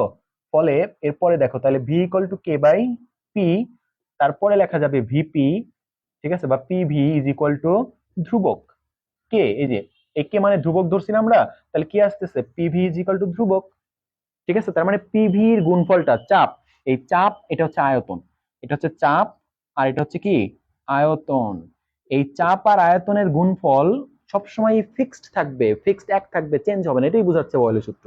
ঠিক আছে, বয়েলের সূত্র কিন্তু তোমাদের ম্যাথ করার সময় আমি এরকম করে করেছিলাম, P on V on is equal to কি, পি টু ভি টু। এই যে তাই মিন করতেছে, দেখো পিভির গুণফলটা অলওয়েজ সেম থাকবে, তার মানে আগের একটা গ্যাসের আয়তন যদি চেঞ্জ করি তখন চাপ চেঞ্জ হবে, কিন্তু চেঞ্জ যাই করো না কেন আগের গুণফল আর পরের গুণফল সেম থাকবে, অর্থাৎ এটা সবসময় সেম থাকবে। তার মানে গ্রাফটা এরকম হওয়ার কথা। দেখছো পিবি, পিবি বনাম, দেখো গ্রাফগুলো খেয়াল করো, সবগুলা গ্রাফেই কিন্তু ওয়াই অক্ষ বরাবর পিবি আছে। তো দেখো পিভি, ওকে, আর সবগুলা গ্রাফেই কিন্তু এক্স অক্ষ বরাবর চাপ নেওয়া হয়েছে, চাপ। এখন তুমি বুঝতেই পারতেছো যে ক নম্বর যে গ্রাফটা, এটা এরকম দেওয়া হয়েছে, এটা হবে না, কারণ কি, আমি বলছি যে বয়েলের সূত্র, এই যে পিভি, বয়েলের তাপমাত্রা যখন স্থির থাকবে তখন বয়েলের সূত্র মিন করতেছে, আর বয়েলের সূত্রটাও তুমি জানোই যে পিভি ইকুয়াল টু অলওয়েজ কি হবে, ধ্রুবক হবে। তার মানে এখানে কিন্তু এই গ্রাফটাতে পিভি ধ্রুবক থাকতেছে না, দেখো এখানে পিভির মান এইটুকু, এখানে যদি বলি তাহলে এইটুকু। তার মানে সবসময় কিন্তু পিভিটা সেম থাকতেছে না, পিভিটা ধীরে ধীরে কমে যাচ্ছে। আমি যেহেতু ওয়াই অক্ষ বরাবর পিভি নিছি, তার মানে কি হাইটটা পিভি মিন করবে, হাইট দেখো এই বিন্দুতে হাইট এটা, এই বিন্দুতে হাইট এইটা, এই বিন্দুতে যদি ধরি হাইট আরো কমে গেল, তার মানে পিভি কমে যাচ্ছে। তার মানে এটা ক নাম্বার নট কারেক্ট। খ নম্বরে আসি, দেখো খ নম্বরেও কি হচ্ছে, খ নম্বরে আমার অপশনটা এরকম দেওয়া হয়েছে, তাইলেও দেখো এই বিন্দুতে পিভি হচ্ছে এইটুকু, আর এই বিন্দুতে পিভি দেখো এখানেও কিন্তু কমে যাচ্ছে, তাহলে এটাও হবে না। আচ্ছা, তারপরে আরেকটা অপশন দেওয়া হয়েছে কি, আরেকটা অপশন দেওয়া হয়েছে এইটা, দেখো এইটা অপশনটা দেওয়া হয়েছে, এইটা কি হবে, দেখো এটা কিন্তু সব সময় দেখো সব সময় কি আছে, পিভিটা সেম আছে, সেম আছে এইটা। আরেকটা অপশন দেওয়া হয়েছে এইটা, এইটা দেখো এখানেও কিন্তু পিভি সেম নাই, উচ্চতার কি হইতেছে, পরিবর্তন হইতেছে, যেহেতু ওয়াই অক্ষ বরাবর আমি পিভি নিছি, তাহলে হাইট চেঞ্জ হইলে হওয়া মানেই পিভি চেঞ্জ হওয়া। তার মানে 1 নাম্বারও কারেক্ট না, 2 নাম্বারও কারেক্ট না, 4 নাম্বারও কারেক্ট না, correct answer will B 3 number, 3 ঘ নাম্বার।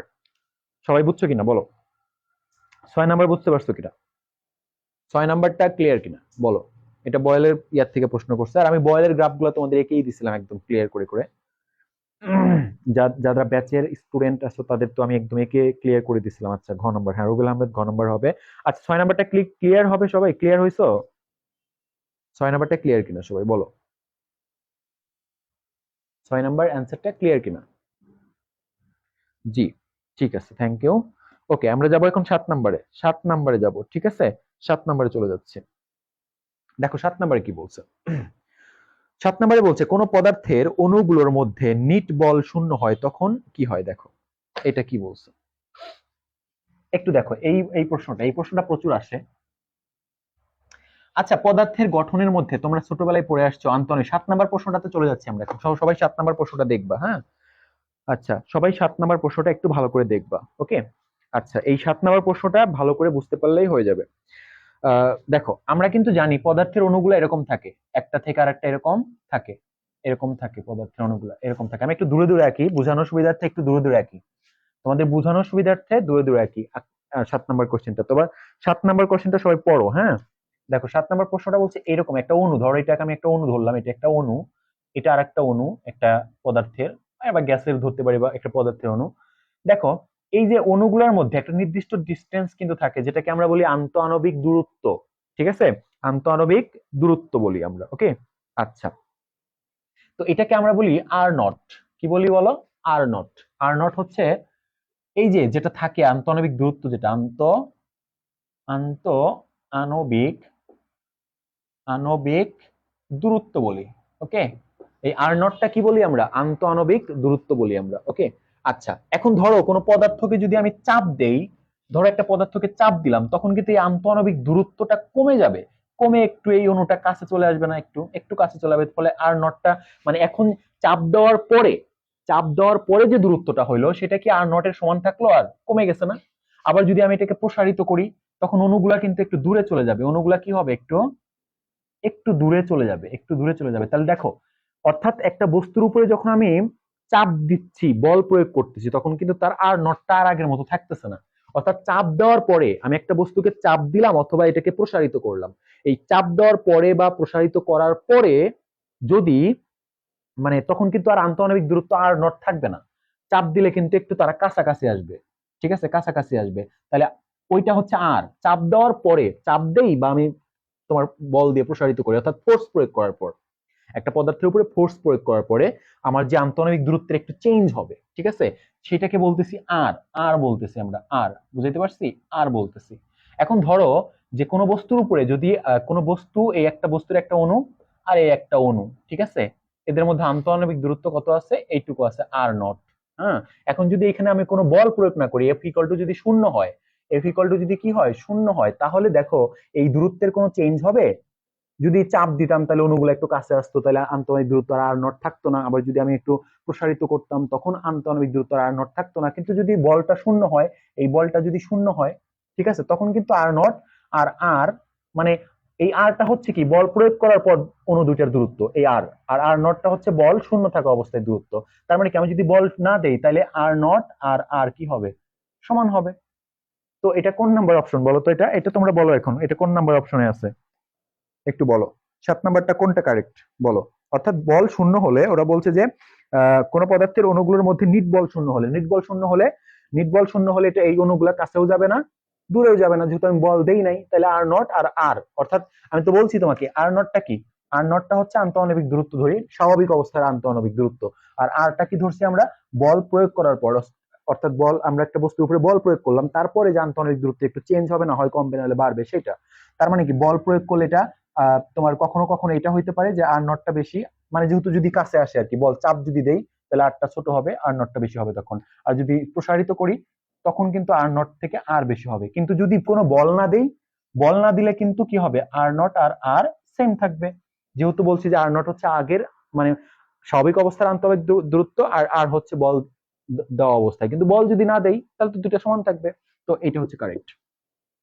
ঠিক আছে, ওকে। অনেকে বলছে ক হবে, ক হবে। ঠিক আছে, ক্লিয়ার? হ্যাঁ, থ্যাংক ইউ। ঠিক আছে, ওকে। এই তো বুঝতে পারতেছো। হ্যাঁ, একটা বস্তুর মধ্যে আন্তঃআণবিক দূরত্ব নরমাল অবস্থায় যেটা থাকে সেটা আর নট, মনে রাখবা আর নট।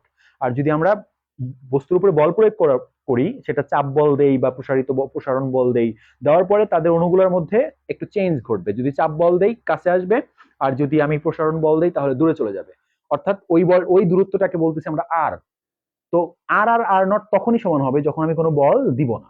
ঠিক আছে, তার মানে নিট বল যদি শূন্য হয় কোনগুলোর মধ্যে, তাহলে আর নটও যা হবে আরও তাই হবে। ঠিক আছে, ক্লিয়ার বিষয়টা? ওকে, ক্লিয়ার। ঠিক আছে, ওকে, ঠিক আছে, থ্যাংক ইউ। তাহলে 7 নাম্বার ক্লিয়ার। 8 নাম্বারে চলে যাচ্ছি আমরা। দেখো 8 নাম্বারটা, একটি তারের প্রস্থচ্ছেদের ক্ষেত্রফল 1 mm স্কয়ার মানে মিলিমিটার স্কয়ার, তার অসহ ভার 100 কেজি, তার অসহ পীড়ন কত? দেখো পীড়ন আমরা জানি সবাই কিন্তু আমরা কিছুক্ষণ আগে পীড়নের সূত্র শিখে আসছি। বলতো কি পীড়নের সূত্রটা? আমরা সবাই পীড়ন জানি কত। পীড়ন ইকুয়াল টু আমরা লিখতে পারি F/A। এটা হচ্ছে পীড়নের সূত্র, তাই তো? এটা হচ্ছে আমাদের পীড়নের সূত্র। তোমরা কি বলছো? ওরা একটি তারের প্রস্থচ্ছেদের ক্ষেত্রফল হচ্ছে 1 mm। এই যে এ প্রস্থ, এটা এ হচ্ছে প্রস্থচ্ছেদের ক্ষেত্রফল। এটা কত দেওয়া আছে? 2 mm স্কয়ার। তো দেখো আমরা সবাই জানি যে মিলিমিটার থেকে মিটারে যাইতে কত দিয়ে গুণ করা লাগে? 10 ইনভার্স, বলো। মিলিমিটার থেকে মিটারে যেতে 10 ইনভার্স 3 দ্বারা গুণ করা লাগে, হচ্ছে 3, 10 ইনভার্স 3 নরমাল। কিন্তু এখানে আছে কি, নরমাল মিলিমিটার থেকে মিটারে যাইতে 10 ইনভার্স 3 দ্বারা গুণ করা লাগে। বাট যেহেতু আমার এখানে কি আছে, মিলিমিটার স্কয়ার আছে, তাইলে এটাকে স্কয়ার করতে হবে, অর্থাৎ 10 টু দি পাওয়ার 6 হবে, 6 দ্বারা গুণ করা লাগবে। এটা হচ্ছে মিটার স্কয়ার হয়ে যাবে। ঠিক আছে, মানে নরমাল হচ্ছে 10 ইনভার্স 3 দ্বারা গুণ করা লাগে, কিন্তু যেহেতু আমার মিলিমিটার স্কয়ার আছে, তাহলে এটাকে স্কয়ার করে দাও, অর্থাৎ 3 দুগুণে 6, 6 দ্বারা গুণ করতে হবে। এই যে এর মান পাইলাম। আর এখানে কিন্তু দেখো তোমার কি আছে, অসহ ভার আছে 10 কেজি। তো ভার আছে, অসহ ভার মানে এম, কিন্তু অসহ বল নাই। আমরা জানি এফ সমান কি, এফ সমান হচ্ছে mg, তাই তো? তাহলে এখানে হচ্ছে অসহ ভার হচ্ছে 100 কেজি ইন্টু 9.8 দাও, তাহলে এটা হচ্ছে অসহ ভর হচ্ছে 100 কেজি ছিল ভর, অসহ ভার মানে কি ভর 100 কেজি ছিল। এখান থেকে বল বানাবো, তাহলে এফ ইকুয়াল টু কি হবে, ভর ইন্টু জি ডিভাইডেড বাই এই যে প্রস্থচ্ছেদের ক্ষেত্রফল কত, 2 ইন্টু 10 ইনভার্স 6। দেখো তো এই রেজাল্টটা কত আসে। রেজাল্টটা বলে বলো অপশন কোনটা কারেক্ট, রেজাল্টটা বলো। রেজাল্টটা বলো কোনটা কারেক্ট। 8 নম্বরের রেজাল্টটা তোমরা একটু বলবা কোনটা কারেক্ট। 8 নাম্বারটা, ওই যে পীড়ন সমান আমরা শিখছিলাম না, বলছে অসহ পীড়ন কত, অসহ ভার আছে, তাই না? তো অসহ পীড়ন আমরা জানি তো বল বাই ক্ষেত্রফল, তো বলটা তো নাই, আমার ভার আছে, আমরা ভার মানে ভর, তাহলে এই এফ সমান আবার আমরা জানি কি mg। তো এখানে বসাই দিয়ে আমরা অসহ ভার আছে 100 কেজি আর 9.8 দিলাম, অসহ বল পাইলাম। ঠিক আছে, এই ভারকে 9.8 দিয়ে গুণ করলে অসহ বল পাইলাম। এটাকে যদি ক্ষেত্রফল দিয়ে ভাগ করি তাহলে অসহ পীড়ন পেয়ে যাব। তো এই হচ্ছে অসহ পীড়ন। এটা কত নম্বর অ্যান্সার হবে বলো? তোমরা একটু ক্যালকুলেটর দিয়ে সবাই করো, করে অ্যান্সারটা আমাকে বলবা কত নাম্বার, বলো কুইক। আমি একটু তোমাদের অ্যান্সারের জন্য ওয়েট করছি। খ নাম্বার বলতেছে একজন। আচ্ছা, মাহিয়া তাবাসসুম সাউদা বলতেছে খ নাম্বার। আচ্ছা, বাকিরা কি বলো কোনটা হবে? বাকিরা বলো কোনটা হবে? সবাই বলতেছে খ খ। হ্যাঁ, ওকে, সবাই বলো কত নাম্বার হবে। সবাই নিজের থেকে ক্যালকুলেশন করো, অন্যটা দিয়ে কপি পেস্ট করবা না। ওকে, এগিন বলতেছি ক্লাসগুলো সিরিয়াসলি করবা, সিরিয়াসলি করলে কাজে দিবে। ঠিক আছে, আচ্ছা, সবাই বলতেছে, হ্যাপি ইসলাম বলতেছে। আচ্ছা, ওকে, ঠিক আছে, থ্যাংক ইউ। আচ্ছা, ঠিক আছে, তাহলে আমরা 8 নাম্বারটাও বুঝতে পারছি। 9 নাম্বার প্রশ্ন পড়বা সবাই। 9 নাম্বার প্রশ্ন পড়বা সবাই। দেখো, 9 নাম্বারটা আমি তোমাদের প্রশ্ন পড়ার জন্য একটু সময় দিচ্ছি। 9 নাম্বার প্রশ্নটা সবাই একটু পড়ো। দেখো, আহ, আমাদের এখানকার 9 নাম্বারটা আমি আবারও বলতেছি, আমাদের কোনটা ঢাকা বোর্ড, এখানে খ সেট। আজকের প্রশ্নটা হচ্ছে সরি, গ সেট। গ সেট, আমরা গ সেট ঢাকা বোর্ড 2023 গ সেটটা সমাধান করতেছি। আমি একটু লিখে রাখি এখানে। এখানে আমাদের কোন সেট? ঘ সেট, ঠিক আছে, ঘ সেট। এইটা হচ্ছে আমরা সমাধান করতেছি আগে। ঢাকা বোর্ড, ঢাকা 2023, ঢাকা 2023 ঘ সেট, এমসিকিউ, ঠিক আছে, এমসিকিউ। এইটা, তো এইটা হচ্ছে আমাদের সলভ করতেছে। অনেকে হয়তো নাও দেখতে পারে। এইটা বি হবে। আচ্ছা, ঠিক আছে। 7 নাম্বারটা দেখো কি বলছে, না সরি, 9 নাম্বারটা। 9 নাম্বারে বলছে যে বিনিময় সূত্র মেনে চলে। অপশন নাম্বার, মানে 1 নাম্বারে দিছে হচ্ছে দুটি ভেক্টরের যোগ, দুটি ভেক্টরের ডট গুণ, দুটি ভেক্টরের ক্রস গুণ। আচ্ছা, তোমাদের আমি প্রমাণ করে করে দেখাই যে কোনটা হবে আর কোনটা হবে না। তোমরা আশা করি সবাই ভেক্টর পড়ছো, কারণ এই লেভেলে এসে সবাই ভেক্টর পড়ার কথা। ইভেন যারা ফার্স্ট ইয়ার আছে, ফার্স্ট ইয়ারও ভেক্টর পড়ে ফেলছে অলরেডি। আচ্ছা, তো যাই হোক, আমরা কিন্তু বলছি ভেক্টর যোগের, ওরা 1 নাম্বার বলছে ভেক্টর যোগ, দুটি ভেক্টরের যোগ। আমরা ভেক্টরের যোগ এভাবে লিখি। দেখো, এই ভেক্টর যোগ এভাবে যোগ করলেও যা পাবা, তুমি যদি বি ভেক্টর আগে দাও, ঠিক আছে। বিনিময় সূত্র মানে কি এটা বোঝা লাগবে। বিনিময় সূত্র মানে আগেরটা পরে, পরেরটা আগে, এটাই বিনিময় সূত্র, ঠিক আছে। বিনিময় সূত্র মানে কি আগের ভেক্টরটা পরে, পরের ভেক্টরটা আগে, এটাই হচ্ছে কি বিনিময় সূত্র। তো এই যে দেখো, আমি এ ভেক্টর আগে দিলাম, বি ভেক্টর পরে দিলাম, দিয়ে যোগ করলাম। দেন এবার আমি কি করলাম, বি ভেক্টরটাই আগে দিলাম, এই যে পরেরটা আগে দিলাম, আগেরটা পরে দিলাম। এই দুইটা রেজাল্ট সেম হবে। দেখবা যে একটা ভেক্টর, দুইটা ভেক্টরকে, ধরো প্রথম ভেক্টর, ধরো দুইটা ভেক্টর এ বি বা পি কিউ হোয়াট এভার, তুমি প্রথম ভেক্টর মানে A vector plus B vector যোগ করলে যে রেজাল্ট পাবা, পরে মানে B vector plus A vector করলেও সেম পাবা। দেখো, ধরো আমি বললাম এ ভেক্টর ইকুয়াল টু কত, I cap plus J cap plus K cap, আর বি ভেক্টর ইকুয়াল টু বললাম হচ্ছে ধরো 2i cap plus 3j cap plus K cap for example. তাহলে এই দুইটা যোগ করলে দেখো এ প্লাস বি যদি করো, তাহলে কি পাচ্ছ এখানে, থ্রি জে আই ক্যাপ। যোগ করার নিয়ম কি, আই এর সাথে আই যোগ করা, তারপরে জে মানে হচ্ছে 4j ক্যাপ পাচ্ছ এখানে, আর এখানে হচ্ছে 2k ক্যাপ পাচ্ছ। আর যদি তুমি বি ভেক্টরটা আগে দিতা, তাহলে একই রেজাল্ট পাইতো দেখতা। তার মানে যোগ করার ক্ষেত্রে আমার কি হয়, বিনিময় সূত্র মেনে চলে। এরপরে ওরা বলছে কি যে দুটি ভেক্টরের ডট গুণ। দেখো, তোমাদের ডট গুণ যখন আমি পড়াইছিলাম ব্যাচে, তখন কিন্তু বলছিলাম যে এই যে এ ভেক্টর ডট এভাবে লিখলেও যে রেজাল্ট পাবা, B vector dot A vector লিখলেও একই রেজাল্ট পাবা। তার মানে আগেরটা পরে দিলাম, এই যে আগেরটা পরে দিলাম, পরেরটা আগে দিলাম, তার মানে ডট গুণটাও সেম রেজাল্ট যেহেতু দেয় চেঞ্জ করে লিখলে, তার মানে তারা যারাই আগেরটা পরে, পরেরটা আগে দিলে যাদের রেজাল্ট চেঞ্জ হবে না, তারাই বিনিময় সূত্র মেনে চলে। তার মানে ভেক্টরের যোগ বিনিময় সূত্র মেনে চলে, ভেক্টরের ডট গুণ বিনিময় সূত্র মেনে চলে। এখন দেখো রাইট 3 নম্বর অপশনে কি বলছে, দুটি ভেক্টরের ক্রস গুণ। দেখো, দুটি ভেক্টরের ক্রস গুণ কিন্তু আমি বলছিলাম যে এই যে এইটা, জে ক্রস বি, আমি বলছিলাম তোমাদের। এবং মনে রাখবা, মনে রাখবা যে দুটো ভেক্টর এইভাবে গুণ করলে যে রেজাল্ট পাবো, এইভাবে গুণ করলে সেই রেজাল্ট পাবো না। এটা not equal. A vector cross B vector is not equal to B vector cross A vector, এটা সমান হবে না। কারণ কি, এটার যা রেজাল্ট আসবে এটা তার বিপরীতে আসবে, মাইনাস আসবে। এটা যদি পজিটিভ রেজাল্ট আসে, এটা নেগেটিভ রেজাল্ট আসবে। এটা যদি নেগেটিভ পজিটিভ রেজাল্ট আসে, এটা আসবে নেগেটিভ রেজাল্ট আসবে। একটা আর একটা উল্টা রেজাল্ট আসবে, ঠিক আছে, নেগেটিভ পজিটিভ আসবে। তার মানে এ ক্রস বি, আর আগেরটা পরে দিলাম, পরেরটা আগে দিলাম, তার মানে বি ক্রস এ, এই দুটার রেজাল্ট সেম আসতেছে না, তার মানে তারা বিনিময় সূত্র মেনে চলে না। এখন তোমরাই বলো কোনটা কোনটা কারেক্ট হওয়ার কথা, তোমরাই বলো, বলো এটার কোনটা হবে, 9 নাম্বারের কোনটা হবে, তাড়াতাড়ি বলবা। আমি তোমাদের অ্যান্সারের জন্য ওয়েট করতেছি, একটু দ্রুত বলবা।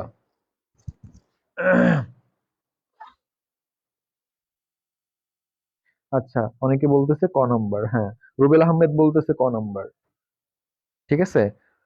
আর কেউ অ্যান্সার দেখে দেখে আবার ইয়া করো না, অনেকের কাছে অ্যান্সার থাকতে পারে, অ্যান্সার দেখে এখানে মানে উত্তর দেওয়ার কোনো বাহাদুরি নাই, তুমি বুঝে অ্যান্সার করতে পারলে করবা, ঠিক আছে। ওকে, অনেকে, হ্যাঁ, সবাই বলতেছে এই নাম্বার, এই নাম্বার, এই নাম্বার, ঠিক আছে। Okay, thank you so much সবাই। নূরে নাহারিন স্বরূপাও বলতেছে এই নাম্বার, ঠিক আছে। ওকে, ওকে, ঠিক আছে। এমডি সাজিদুল ইসলাম ক নাম্বার? হ্যাঁ, সবাই তাহলে বুঝতে পারছো। আচ্ছা, 10-এ চলে যাও। 10-এ আমি এটা ক্লিন করে দিলাম, কারো উঠানো লাগলে উঠাও, আর ক্লিন করে দিলাম। তোমরা অবশ্যই বেসিক যে কনসেপ্ট গুলো আমি দিচ্ছি সেগুলো একটু মাথায় রাখো। এইভাবে সলভ করতে হয়, এটা খুব দ্রুতই সলভ করা যাবে। আমি তোমাদের বোঝাচ্ছি বলে টাইম লাগতেছে, কিন্তু এগুলা এমসিকিউ সলভ করতে আমার মনে হয় না যে 10, 15, 20 সেকেন্ডের বেশি লাগার কথা এইসব জিনিস। 10 নাম্বার কি বলছে দেখো, এ ভেক্টর, এই যে এটা বলছে যে modulus of A vector is equal to modulus of B vector is equal to 3, এটা দেওয়া আছে। এবং এবং বলছে যে এ ভেক্টর এবং বি ভেক্টরের মধ্যবর্তী কোণ থিটা হলে, মধ্যবর্তী কোণ থিটা, এ আর বি এর মাঝখানে কোণ থিটা হলে বলছে যে A vector dot A modulus of A vector, এটা বলছে যে modulus of A vector cross B vector is equal to what, এটা হচ্ছে আমাকে বের করতে বলছে। সিম্পল রে ভাই, এটা সমান আমরা কত জানি, এই যে এ ক্রস বি, এ ক্রস বি ভেক্টর, এটা কিন্তু আমরা জানি যে এ বি সাইন থিটা, ঠিক আছে। এখানে একটা ইটা থাকে, একক ভেক্টর থাকে, এটা হচ্ছে আমাদের ভেক্টর। কিন্তু যখন মডুলাস দিছি আমরা, তখন কিন্তু এইটাটা থাকবে না, মনে রাখবা। আবারও বলি আমি, যখন দুইটা ভেক্টরকে তুমি ক্রস গুণ করতেছো এরকম করে, তখন এটা সমান লেখা যায় যে এ বি সাইন থিটা, এখানে একটা একক ভেক্টর দেওয়া লাগে ইটা, এখানে একটা, এই ইটা হচ্ছে আমাদের একটা একক ভেক্টর, এটা এভাবে লেখা যায়। যেমন আমরা A vector dot B vector equal to লিখতে পারি কি, A B cos theta, cos theta. Cos থিটার ক্ষেত্রে কিন্তু এখানে একক ভেক্টর দিতে হয় না, কারণ আমরা জানি কি কস ডট গুণ মানে স্কেলার, ডট গুণের অপর নাম কি স্কেলার, ডট গুণ করলে আমার ওই পাশে যেটা তৈরি হয় সেটা স্কেলার, দ্যাটস ওয়াই এখানে কোনো একক ভেক্টর দেওয়া দরকার নাই। বাট আমার যেহেতু ক্রস গুণ মানে ভেক্টর গুণ, আর ক্রস গুণ করার ফলে যে নতুন এই পাশে যেটা তৈরি হবে সেটা কিন্তু ভেক্টর, এই ভেক্টর বোঝানোর জন্য এখানে দেখো, এটা যদি না দেই কোথাও কি ভেক্টর চিহ্ন আছে, তার মানে স্কেলার হয়ে গেল। কিন্তু আমরা তো জানি ক্রস গুণ করলে এই পাশে কি হওয়ার কথা, ভেক্টর হওয়ার কথা। এই জন্য এখানে একটা একক ভেক্টর দিয়ে গুণ করা হয়, এটা ভেক্টর বোঝানোর জন্য। কিন্তু যেহেতু আমি মডুলাস নিছি, তার মানে মান, মডুলাস মানে মান নিলে এটা থাকবে না, একক ভেক্টর দেওয়া লাগবে না, ঠিক আছে। তার মানে এটা লেখা যাবে, তখন মডুলাস দিয়ে এটা লেখা যাবে। আর এই যে মডুলাস অফ এ ভেক্টর মানে কি, এই একই তো জিনিস, মডুলাস অফ এ ভেক্টর যে কথা, একই কথা। তার মানে এটার মানও 3 ইন্টু এ, দেখো এটার মানও 3 আর সাইন থিটা, তার মানে কি 9 সাইন থিটা। এই অপশনটা দেখো, 9 সাইন থিটা কোথায় আছে, সেটাই অ্যান্সার। তার মানে 9 সাইন থিটা, অপশন নাম্বার খ। আচ্ছা, অনেকদিন পর ভাই আপনার ক্লাসে, এটা হচ্ছে এমডি সজীব সরকার, অনেকদিন পর আপনার ক্লাসে আবার প্রেজেন্ট হইলাম। ঠিক আছে সজীব সরকার, থ্যাংক ইউ সো মাচ। সালাম দিছো, ওয়ালাইকুম আসসালাম, কেমন আছো, কি অবস্থা তোমার? আচ্ছা, দেখো তোমাদের হচ্ছে যে 10 নাম্বারটা যেটা বললাম, answer will B 9 sine theta, ঠিক আছে। এইভাবে করবা, আমি বুঝাইয়া দিচ্ছি, টাইম লাগতেছে, কিন্তু তুমি যখন নিজে নিজে প্র্যাকটিস করবা, এগুলা অনেকগুলা বোর্ড যখন তুমি প্র্যাকটিস করে ফেলবা, দেখবা তোমার এই কোশ্চেন গুলো খুব দ্রুত হয়ে যাচ্ছে, তুমি দেখা মাত্রই অ্যান্সার করতে পারতেছো। এটাই হচ্ছে প্র্যাকটিস, প্র্যাকটিসের উপরে আসলে কিছু নাই, ঠিক আছে। ওকে, আচ্ছা, রুবেল আহমেদ খ নাম্বার বলছে, হ্যাঁ খ নাম্বার, ঠিক আছে, খ নাম্বার সবাই। আচ্ছা, এটা আশা করি সবাই বুঝতে পারছো। সো 10 নাম্বার চলে গেল, আমরা 11তে চলে যাব, ঠিক আছে। আচ্ছা, আমাদের ক্লাসের প্রায় কত টাইম চলে গেছে অলরেডি, টাইম কত? আমরা শুরু করলাম 7:30টায়, দেখি আজকে কি পরিমাণ টাইম লাগে। ওই যে, ওকে ওকে, আচ্ছা ঠিক আছে, ওকে ঠিক আছে। আচ্ছা, এখন দেখো 11 নাম্বারটা, 11 নাম্বার প্রশ্ন সবাই পড়ো। 11 নাম্বারটা আমি প্রশ্ন পড়ার সময় দিচ্ছি, দেখো বলছে বস্তু গতি জড়তা নিচের কোনটির সমানুপাতিক, এটা আমরা সবাই জানি, বস্তুর গতি জড়তা ভরের সমানুপাতিক, মনে রাখবা, ঠিক আছে। আচ্ছা সরি, ভর নাকি ভরবেগ, ভরবেগ হবে এখানে, ভরবেগ হবে, সরি ভরবেগ হবে। গতি জড়তা কার সমানুপাতিক? ভরবেগের সমানুপাতিক, ঠিক আছে, ভরবেগের সমানুপাতিক, মনে রাখবা। গতি জড়তা, স্থিতি জড়তা ভরের সমানুপাতিক, মনে রাখবা, এটা বলে দেই, লিখে নাও। স্থিতি জড়তা যেটা, স্থিতি, আমরা জানি জড়তা দুই প্রকার, স্থিতি জড়তা, স্থিতি জড়তা, আর একটা হচ্ছে গতি জড়তা, গতি জড়তা। ওকে, এই স্থিতি জড়তা যেটা, এটা হচ্ছে কি, স্থিতি জড়তা এটা হচ্ছে কার সমানুপাতিক? ভরের সমানুপাতিক, ভরের। আর গতি জড়তা যেটা, এটা হচ্ছে ভর বেগের সমানুপাতিক, ভর বেগের সমানুপাতিক। তো এই দুইটা লাইন লিখে রাখো, অনেক সময় কাজে লাগতে পারে। স্থিতি জড়তা হচ্ছে ভরের সমানুপাতিক, আর গতি জড়তা কার সমানুপাতিক? ভর বেগের সমানুপাতিক, ঠিক আছে। 11 নম্বর ক্লিয়ার। আমরা 12 নম্বরে চলে যাচ্ছি, ঠিক আছে। ঘর আচ্ছা, আর আমি আবারও বলি, আজকে আমাদের ঢাকা বোর্ড 2023-এর তোমার হচ্ছে ঘ সেট, সমাধান করতেছি আমরা। তো 12 নম্বর দেখো, বলের ঘাত দ্বারা কি বোঝায়? দেখো বলের ঘাত দেখো, বলের ঘাত জানো? বলের ঘাত কি? এটা আশা করি সবার ক্লিয়ার। বলের ঘাতটা কি দেখো, বল গুণন বলের প্রয়োগ, যতক্ষণ আমি বলটা প্রয়োগ করছি, বল, ধরো আমি একটা ব্যাডমিন্টন দিয়ে আমি ইয়াটাকে আঘাত করলাম, বলটাকে বা ব্যাট দিয়ে বলকে আঘাত করলাম, এই ব্যাট দিয়ে বলকে আঘাত করলাম না, তাহলে বল প্রয়োগ করলাম। আর এই যে বল আর ব্যাটের সংযোগ সময় কতক্ষণ ছিল? এই যে বল, যখন আমি বলকে আমি ব্যাট দিয়ে আঘাত করলাম, তো এটা খুব কম সময় না? এটা হচ্ছে বলের প্রয়োগ সময়, মানে কতটুকু সময় আমি বল প্রয়োগ করছি। তাহলে বল এবং ওই যতক্ষণ ধরে আমি বলটা প্রয়োগ করছি তাদের গুণফলটাকে আমরা বলি বলের ঘাত। এটাকে যে বলে, যে এটাকে কি বলে? যে যে বলে, বলেরকে যে বলে। এখন দেখো, বলের ঘাত যদি যে হয়, তাহলে দেখো একটু চিন্তা করো, আমরা কিন্তু আবার একটা সূত্র জানি যে F is equal to M V minus M U divided by T, অর্থাৎ বল হচ্ছে ভরবেগের পরিবর্তনের হারের সমান। এটা আমরা কিন্তু নিউটনের তৃতীয় সূত্র থেকে জানি যে বল, সরি দ্বিতীয় সূত্র থেকে কিন্তু আমরা জানি যে বল, ওই যে বলি না আমরা যে বস্তুর ভরবেগের পরিবর্তনের হার প্রযুক্ত বলের সমানুপাতিক, তার মানে এখান থেকে কিন্তু জানি। এখন দেখো তো এই টিটা, যে এটা তো নিউটনের দ্বিতীয় সূত্র থেকে জানি যে বল হচ্ছে ভরবেগের পরিবর্তনের হারের সমান। তো এখান থেকে টিটা যদি এই পাশে নিয়ে আসি, তাহলে কি পাচ্ছি আমরা? এফ গুণন টি ইজ ইকুয়াল টু কি? M V minus M U. তার মানে কি? এইটাই তো যে, এই এফ ইন্টু টি মানে তো যে যে মানে হচ্ছে M V minus M U. আর এটাকে বলবো কি আমরা? ভরবেগের পরিবর্তন। M V minus M U, এটা হচ্ছে ভরবেগের পরিবর্তন। তার মানে ভরবেগের পরিবর্তন কার সমান? বলের ঘাতের সমান। তাহলে এটা কার সমান? কোনটা অ্যান্সার হবে বলতো? এই 11 নম্বরের অ্যান্সার হবে খ নম্বর। ঠিক আছে, সরি 11, হ্যাঁ 12 নম্বর। বলের ঘাত দ্বারা বোঝায় তোমার, সরি এটা কত হবে? আচ্ছা, বলের ঘাত দ্বারা বোঝায়, এখানে দেখো একটা কথা আছে, বলের ঘাত দ্বারা বোঝায়, এখানে কিন্তু সবগুলা কৌণিক দিছে, তাহলে ভরবেগের পরিবর্তন ঠিক আছে, কিন্তু এখানে সবগুলা কৌণিক দিছে, তাহলে কৌণিক ভরবেগের পরিবর্তন হবে। ঠিক আছে, বলের ঘাত দ্বারা কি বোঝাবে? কৌণিক ভরবেগের পরিবর্তন। আচ্ছা এইখানে, হ্যাঁ সরি দেখো, কৌণিক না, এখানে কিন্তু রৈখিক। এই যে এটা কি বলের ঘাত দ্বারা কি রৈখিক ভরবেগের পরিবর্তন না? কিন্তু ওরা কিন্তু অপশনে দিছে কৌণিক ভরবেগের পরিবর্তন, এটা হবে না। এই যে এটা কিন্তু কৌণিক ভরবেগ না, কৌণিক ভরবেগ মানে কিন্তু এমভি আর, এটা জানি আমরা এমভি আর, কিন্তু এখানে কিন্তু এমভি আছে, এটা রৈখিক ভরবেগ, এমভি মানে রৈখিক ভরবেগ, তার মানে এটা হচ্ছে রৈখিক ভরবেগের পরিবর্তন। তার মানে বলের ঘাত যেটা, সেটা হচ্ছে রৈখিক ভরবেগের পরিবর্তন, কৌণিক ভরবেগের পরিবর্তন হবে না। টর্ক, এটা তো হবেই না, টর্ক মানে হচ্ছে এটা, টর্ক মানে টাউ, টর্ককে আমরা কি দিয়ে প্রকাশ করি? Tau equal to F into R, এরকম তো নাই। ঠিক আছে, আচ্ছা তাহলে ক নাম্বার অপশন? টর্ক হবে না। তারপরে হচ্ছে তোমার হলো জড়তার ভ্রামকও হবে না, জড়তার ভ্রামক হচ্ছে আই ইকুয়াল টু আমরা কি জানি? এম আর স্কোয়ার, এটাও হবে না। তার মানে অপশন 3 নাম্বার কারেক্ট। ঠিক আছে, 3 নাম্বার অপশনটা কারেক্ট। আচ্ছা এটা সবাই বুঝতে পারছো কিনা? 3 নাম্বার অপশনটা কারেক্ট। আচ্ছা আশা করি 3 নাম্বার অপশনটা, 12 নাম্বার ক্লিয়ার। তারপরে কি কি বলছে দেখো, ঘর্ষণ বল ও বস্তু, 13 নাম্বার যেটা, ঘর্ষণ বল ও বস্তুর বেগের মধ্যকার কোণ। ঘর্ষণ বল ও বস্তুর বেগের মধ্যকার কোণ, আমরা অবশ্যই জানি যে ঘর্ষণ আর বস্তুর বেগ এটা কিন্তু একে অপরের বিপরীত দিকে থাকে। তার মানে পাই 180, এটা 4 নম্বর অপশন। এটা সিম্পল বিষয়, ঘর্ষণ যেদিকে, বেগ তার বিপরীতে, কারণ আমরা জানি যে ঘর্ষণ বল হচ্ছে গতির বিপরীতে থাকে, বেগ একটা বস্তুর বেগ যেদিকে থাকে ঘর্ষণ বল থাকে তার বিপরীতে, তাহলে বিপরীত দিক হলে 180, তার মানে পাই। তার মানে 13 নম্বরের 4 নম্বর অ্যান্সার। ঠিক আছে, 13-4। ওকে, এরপরে দেখো 14 নাম্বারটা দেখো, 14 নাম্বারটা কি বলছে? যে তোমার হচ্ছে যে এটা বলছে, শুষ্ক ও সিক্ত বাল্ব, হাইগ্রোমিটারের থার্মোমিটার দুটির পাটের পার্থক্য হঠাৎ কমে গেলে বুঝতে হবে। আচ্ছা এইটা খুব ইম্পর্টেন্ট, এটা একটু ভালো করে দেখো। আমরা হাইগ্রোমিটার কিন্তু পড়ছি অনেকেই, হাইগ্রোমিটারের বিষয়টা আছে আমাদের পদার্থবিজ্ঞানের ফার্স্ট পার্টের 10ম অধ্যায়, অর্থাৎ ওইখানে কিন্তু হাইগ্রোমিটার আছে। তো হাইগ্রোমিটারের একটা সূত্র ছিল আমাদের, যে theta is equal two theta 1 minus G into theta 1 minus theta 2, এটা হচ্ছে আমাদের সূত্র ছিল হাইগ্রোমিটারের থেকে, তাই না? তো বলছে যে এই যে হাইগ্রোমিটারের দুইটা পার্ট ছিল না আমাদের, মনে রাখবা হাইগ্রোমিটারের দুইটা পার্ট আছে, একটা থার্মোমিটার, দুইটা থার্মোমিটার আছে, একটা হচ্ছে কি আর একটা হচ্ছে সিক্ত আর একটা হচ্ছে শুষ্ক।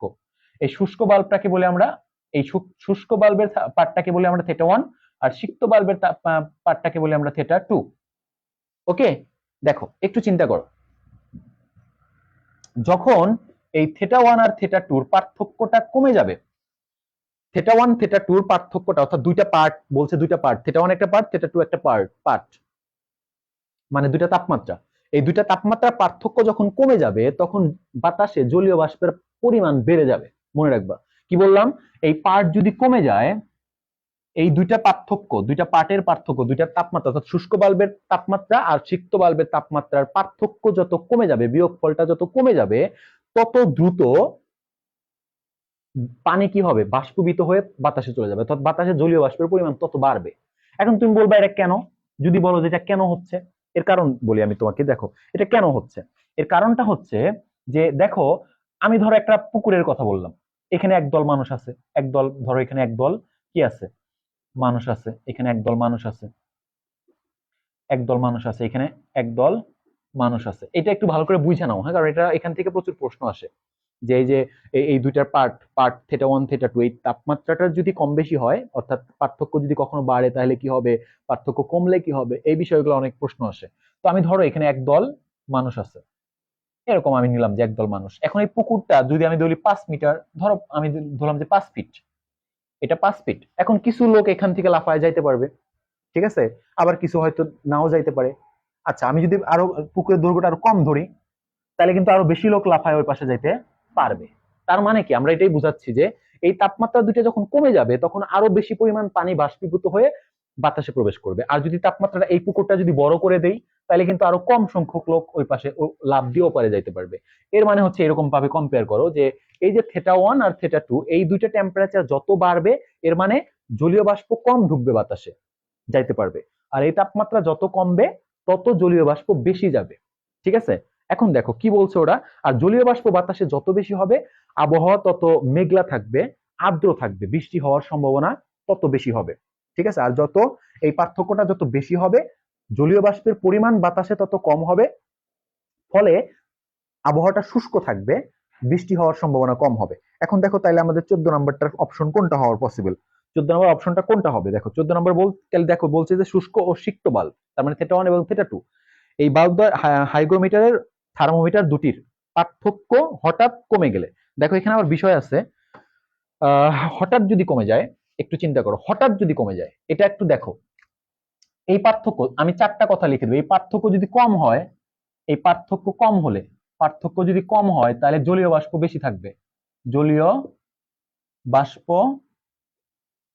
বেশি থাকবে, ঠিক আছে। আর বেশি থাকা মানে বৃষ্টি হওয়ার সম্ভাবনা, মানে আবহাওয়াটা কি থাকবে, আবহাওয়াটা হচ্ছে আর্দ্র থাকবে, ঠিক আছে, বৃষ্টি হওয়ার। আচ্ছা, 2 নাম্বার হচ্ছে যদি বেশি হয়, এই পার্থক্যটা যদি বেশি হয়, তাহলে জলীয় বাষ্প কম থাকবে, উল্টা হবে, জলীয় বাষ্প কম থাকবে, জলীয় বাষ্প কম থাকবে, তার মানে আবহাওয়াটা শুষ্ক থাকবে। আর মনে রাখবা, যদি 3 নাম্বার যদি হঠাৎ কম হয়, মানে এটা হচ্ছে কম ছিল আর হঠাৎ করে, মানে বেশি ছিল হঠাৎ কমে গেছে, এই দুটা কিন্তু ভিন্ন, কম থাকা আর হঠাৎ কম, হঠাৎ কম, হঠাৎ কমে যাওয়া, এই দুইটা কিন্তু পার্থক্য আছে। বেশি ছিল হঠাৎ করে কমে গেছে, তার মানে হঠাৎ করেই বাতাসে জলীয় বাষ্পের পরিমাণ প্রচুর বেড়ে গেছে, তখন কিন্তু ঝড় বৃষ্টি হওয়ার সম্ভাবনা থাকবে, ঝড় বৃষ্টি, ঠিক আছে, ঝড় বৃষ্টি। এখানে শুধু কম থাকলে হচ্ছে, তো হঠাৎ করে যদি কমে যায়, আর মনে রাখবা যদি কম হয়, যদি কম হয় তাহলে জলীয় বাষ্প বেশি, তার মানে আবহাওয়া শুষ্ক থাকবে না, আর্দ্র থাকবে। আচ্ছা, আর যদি হঠাৎ করে কমে যায় তাইলে জলীয় বাষ্প মানে ঝড় বৃষ্টি হইতে পারে, আর যদি ধীরে ধীরে কমে তাহলে শুধু বৃষ্টি হইতে পারে। তো এখানে বলছে হঠাৎ করে কমে যাওয়া, ঠিক আছে। তাহলে বুঝতে হবে যে এখানে দেখো 1 নম্বরে বলছে বায়ুতে জলীয় বাষ্পের পরিমাণ হঠাৎ বেড়ে গেছে, হ্যাঁ এটা 1 নম্বর, হঠাৎ বেড়ে গেছে অনেক। যদি হঠাৎ কমে যায় তার মানে হঠাৎ করে জলীয় বাষ্পের পরিমাণ বেড়ে গেছে, এটা কারেক্ট। তারপরে ঝড় বৃষ্টির সম্ভাবনা রয়েছে, এটাও কারেক্ট। আচ্ছা, আবহাওয়া শুষ্ক থাকবে, এটা কারেক্ট না, কারণ আমি বলছি কি যে কমে যাওয়া মানে হঠাৎ করে কমে যাওয়া মানে হঠাৎ করেই বাতাসে জলীয় বাষ্পের পরিমাণ বেড়ে গেছে, আর জলীয় বাষ্প পরিমাণ বেশি বেড়ে গেলে তো শুষ্ক থাকার পসিবিলিটি নাই, এটা আর্দ্র থাকার কথা। তার মানে 1 2 কারেক্ট, 1 আর 2 নাম্বার কারেক্ট। এটা বুঝতে পারছো কিনা? 13 নাম্বারটা খুবই সুন্দর একটা কোশ্চেন, এখান থেকে প্রচুর প্রশ্ন আসে। হাইগ্রোমিটারের এই পার্থক্যটা কখন কেমন হইলো, আমি আবার বলতেছি, হাইগ্রোমিটারের পার্থক্যটা যদি কম হয়, এর মানে বাতাসে জলীয় বাষ্পের পরিমাণটা বেশি আছে, ঠিক আছে। আর যদি পার্থক্যটা বেশি হয় তাহলে জলীয় বাষ্প আছে কম। আর যদি এই পার্থক্যটা ধীরে ধীরে কমে, ধীরে ধীরে কমে, তাহলে জলীয় বাষ্প পরিমাণও বাতাসে ধীরে ধীরে বাড়তেছে, তার মানে বৃষ্টি হওয়ার সম্ভাবনা আছে, বৃষ্টি, শুধু বৃষ্টি, ঠিক আছে। আর যদি হঠাৎ করে কমে যায় তাহলে হঠাৎ করেই জলীয় বাষ্প বাতাসে বেড়ে গেছে হঠাৎ করে, তার মানে তখন ঝড় বৃষ্টি হওয়ার সম্ভাবনা আছে, ঠিক আছে।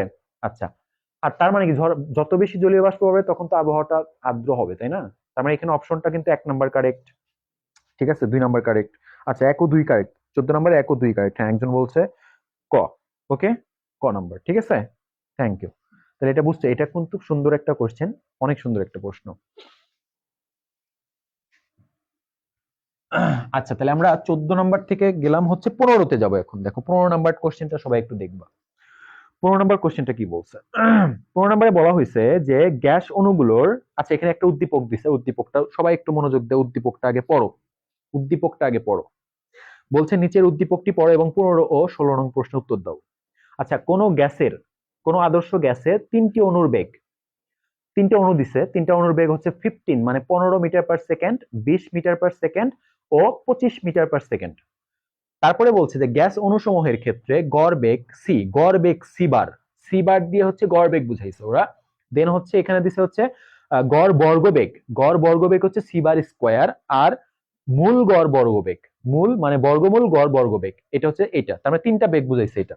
দেখো, একটা হচ্ছে সি বার মানে গড় বেগ, আর একটা হচ্ছে সি বার স্কোয়ার মানে হচ্ছে গড় বর্গবেগ, এটা হচ্ছে গড় বেগ। ওকে, আর এটাকে বলে গড় বর্গবেগ। গড়, এই যে গড় করছি, বার মানে গড়, তাকে আবার বর্গ করছি, তার মানে বর্গবেগ গড় বর্গবেগ। দেন হচ্ছে root over of C bar square, এটা হচ্ছে বর্গমূল গড় বর্গবেগ, ঠিক আছে, এটাকে বলা হয় বর্গমূল। এটা যে বর্গমূল, রুট মানে কি বর্গমূল, তারপরে বার মানে কি গড়, আর স্কোয়ার মানে কি বর্গ, তারপর বর্গমূল গড় বর্গবেগ, এটা হচ্ছে বর্গমূল বা শুধু বর্গমূল না বলে শুধু মূল বলে অনেকে, মূল মূল গড় বর্গবেগ, বর্গমূল গড় বর্গবেগ, অথবা শুধু অনেকে বলে মূল গড় বর্গবেগ বলে, ঠিক আছে, এটা বলে। আচ্ছা, এখন এটা হচ্ছে ওরা বলেই দিছে যে আমরা যেটা গড়, এই 3টা অণুর, একটা হচ্ছে অণুর কত 15 মিটার পার সেকেন্ড, আর একটা হচ্ছে কত তোমার হচ্ছে 20 মিটার পার সেকেন্ড, আর একটা হচ্ছে কি 25 মিটার পার সেকেন্ড। এই 3টা অণু, এদের গড় বেগটা বলছে ওরা সি বার দিয়ে প্রকাশ করছে, গড় বর্গবেগটা হচ্ছে সি বার স্কোয়ার দিয়ে প্রকাশ করছে, আর বর্গমূল গড় বর্গবেগটাকে এটা দিয়ে প্রকাশ করছে। এখন ওরা বলছে কি, দেখো 15 নম্বর প্রশ্ন বলছে গ্যাস অণুগুলোর গড় মূল বর্গবেগের মান হলো কত। এটা দেখো, এই যে এটা আমরা কিন্তু যখন অণুর সংখ্যা ফিক্স করে দেওয়া থাকবে, আমরা কিন্তু গড় বর্গমূল, এই যে সিআরএমএস বেগ, এক কথায় যে এই জিনিসটাকে বলে সিআরএমএস বেগ কেমিস্ট্রিতে, এই যে বর্গমূল গড় বর্গবেগ, এটাকে আমরা সিআরএমএস ও বলতে পারি, সিআরএমএস ও বলতে পারি, একই কথা। তো এই সিআরএমএস বেগের কিন্তু আমরা একটা সূত্র শিখছি, সেটা হচ্ছে কি রুট ওভার অফ 3 RT/m, এটা শিখছি। কিন্তু এটা তো মানে অণু সংখ্যা যখন ফিক্স থাকে, 2টা 4টা 5টা যখন অণু দেয়, তখন এইভাবে করার দরকার নাই, তখন তুমি চাইলে সিআরএমএস এইভাবে বের করতে পারবা, এইভাবে যে ওই যে দেখো, প্রথম অণুটা স্কোয়ার করো, যোগ হচ্ছে দ্বিতীয় অণুটা স্কোয়ার করো, 3 নাম্বার অণুটা স্কোয়ার করো, ঠিক আছে, তাকে 3 দিয়ে ভাগ করো, মানে হচ্ছে কি নিলাম, তারপরে রুট করো, তার মানে কি হলো বর্গমূল, এই যে গড় বর্গবেগ, এটাই কিন্তু সিআরএমএস। যখন অণুর সংখ্যা ফিক্স করে দেওয়া থাকবে 3টা 4টা 5টা, তখন এইভাবে বের করবো, এইভাবে বের করার দরকার নাই। দেখো এই মানটা কত আসে, এই মানটা আমরা একটু বের করি, দেখো কত আসবে। ঠিক আছে, এখানে হচ্ছে 20 স্কোয়ার আমরা একটু করতেছি, প্লাস হচ্ছে তোমার হচ্ছে 15 স্কোয়ার যোগ হচ্ছে 20 স্কোয়ার, তো 15 স্কোয়ার যোগ হচ্ছে 25 স্কোয়ার। ওকে, এইটা ভাগ হচ্ছে তোমার হলো, এটাকে 3 দিয়ে ভাগ করলাম, যে অ্যান্সারটা আসলো সেটাকে আবার আমরা বর্গমূল করব। তো আসতেছে 20.4। দেখো 20.4 নাম্বারটা আমার কোন অপশনে আছে, দেখো 20.4টা আছে আমাদের, এই যে দেখো 20.4, অর্থাৎ 15 নম্বরের খ নম্বরে অ্যান্সার। কি করছি আমরা, দেখো এটাকে প্রথমে বর্গ করছি, দেন তাকে বর্গ করে যোগ করছি, করে 3 দিয়ে ভাগ করে বর্গমূল করছি, এটা হচ্ছে 20.41 meter per second, this is the answer খ নম্বরে, ঠিক আছে। এইভাবে, এই যে আমাদের সিআরএমএস বেগ কিন্তু একটা সূত্র আছে, তো আমি বললামই তো কখন এটা ইউজ করবা, যখন এটা কোনো নির্দিষ্ট সংখ্যক অণু থাকবে, নির্দিষ্ট সংখ্যক অণুগুলার আলাদা আলাদা বেগ দেওয়া থাকবে, তখন কিন্তু এইভাবে বের করতে পারি ইজিলি। ওকে, আচ্ছা, ওকে ওকে, ঠিক আছে, হ্যাঁ খ নাম্বার। তারপর 16 নাম্বার, দেখো 16 নাম্বার কি বলছে, উদ্দীপক অনুযায়ী সি বার স্কোয়ার এবং root over of C bar square এর অনুপাতটা কত। দেখো একটু চিন্তা করো, আমি কিন্তু এখানে এই যে সিআরএমএস মানে এটা কোনটা, এটা হচ্ছে এইটা, সিআরএমএস মানেই হচ্ছে root over of C bar square, এটা কিন্তু আমরা বের করছি। এরপরে আমরা দেখো সি বারটা কত, 15 প্লাস 20 প্লাস 25 ভাগ 3, এটা হচ্ছে নর্মাল গড় বেগ। তো এটা কত হবে দেখো, নর্মাল গড় বেগ যদি বের করি, তার মানে 15 যোগ হচ্ছে তোমার হলো 20 যোগ হচ্ছে তোমার হতো 25 ভাগ হচ্ছে কত 3, দেখো এটা কিন্তু 20 আসতেছে 20। আচ্ছা, তারপরে সি বার স্কোয়ার কত, এর মানে হচ্ছে বর্গ করে করে বর্গ করে গড় করব, বর্গ করে করে গড় করে দিব। তো এটা কত আসে দেখো, এটা আসে কত, এইটা আসে দেখো 15 স্কোয়ার যোগ হচ্ছে 20 তার স্কোয়ার যোগ হচ্ছে তোমার 25 তার স্কোয়ার, এটার ভাগ হচ্ছে তোমার 3। দেখো 416 আসতেছে কত, তার মানে এটা আসতেছে 416.67 এটা আসতেছে। তার মানে আমাদের C bar is to C bar square is to root over of C bar square, এটা আসতেছে 20 ইস টু 416.67 ইস টু এটা আসতেছে 20.4।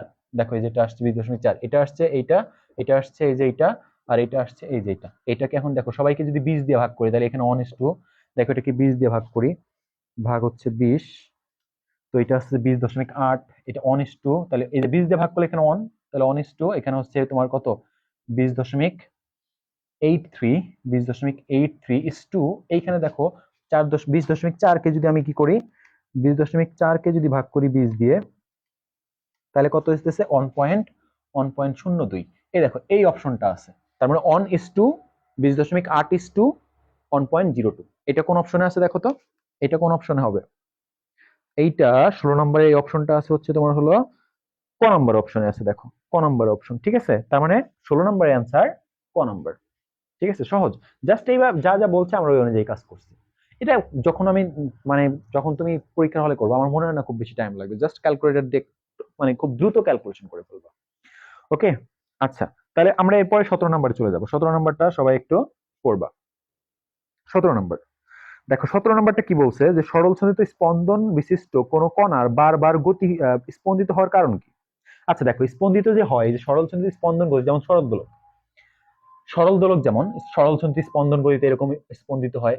এটার সরল ছন্দিত স্পন্দন গতির উদাহরণটা কারা, যেমন স্প্রিং এর কথা বলতে পারি, যে একটা স্প্রিং কে যদি তুমি এরকম টেনে এরকম করে একটা এখানে একটা বস্তু ঝুলাও, বস্তু ঝুলায় যদি এটাকে টেনে ছেড়ে দাও, তাহলে দেখবে এরকম দুলতেছে, এরকম একভাবে দুলতেছে, যদি বাতাস না থাকে আজীবন এরকম ভাবে দুলবে। এটাকে বলা হয় সরল ছন্দিত স্পন্দন গতি। বুঝতে পারছি, একটা স্প্রিং কে এক মাথায় ঝুলাইলাম কোথাও, আর এক মাথায় একটা বস্তু ঝুলাইলাম, একটা ইট ইট বলো বা একটা কোন একটা ভারী একটা বস্তু ঝুলাই দিলাম, দেওয়ার পরে এটা কিন্তু টান টান হয়ে থাকবে, তারপরে এটাকে একটু টান দিয়ে যদি ছেড়ে দেই, এটা আপ ডাউন করবে এরকম। এখন যদি বাতাস না থাকে, বাতাসের তোমার হচ্ছে যে বাধা উপেক্ষা করে এটা আজীবন এরকম দুলবে। এই যে গতিটাকে আমরা বলি সরল ছন্দিত স্পন্দন গতি, ঠিক আছে।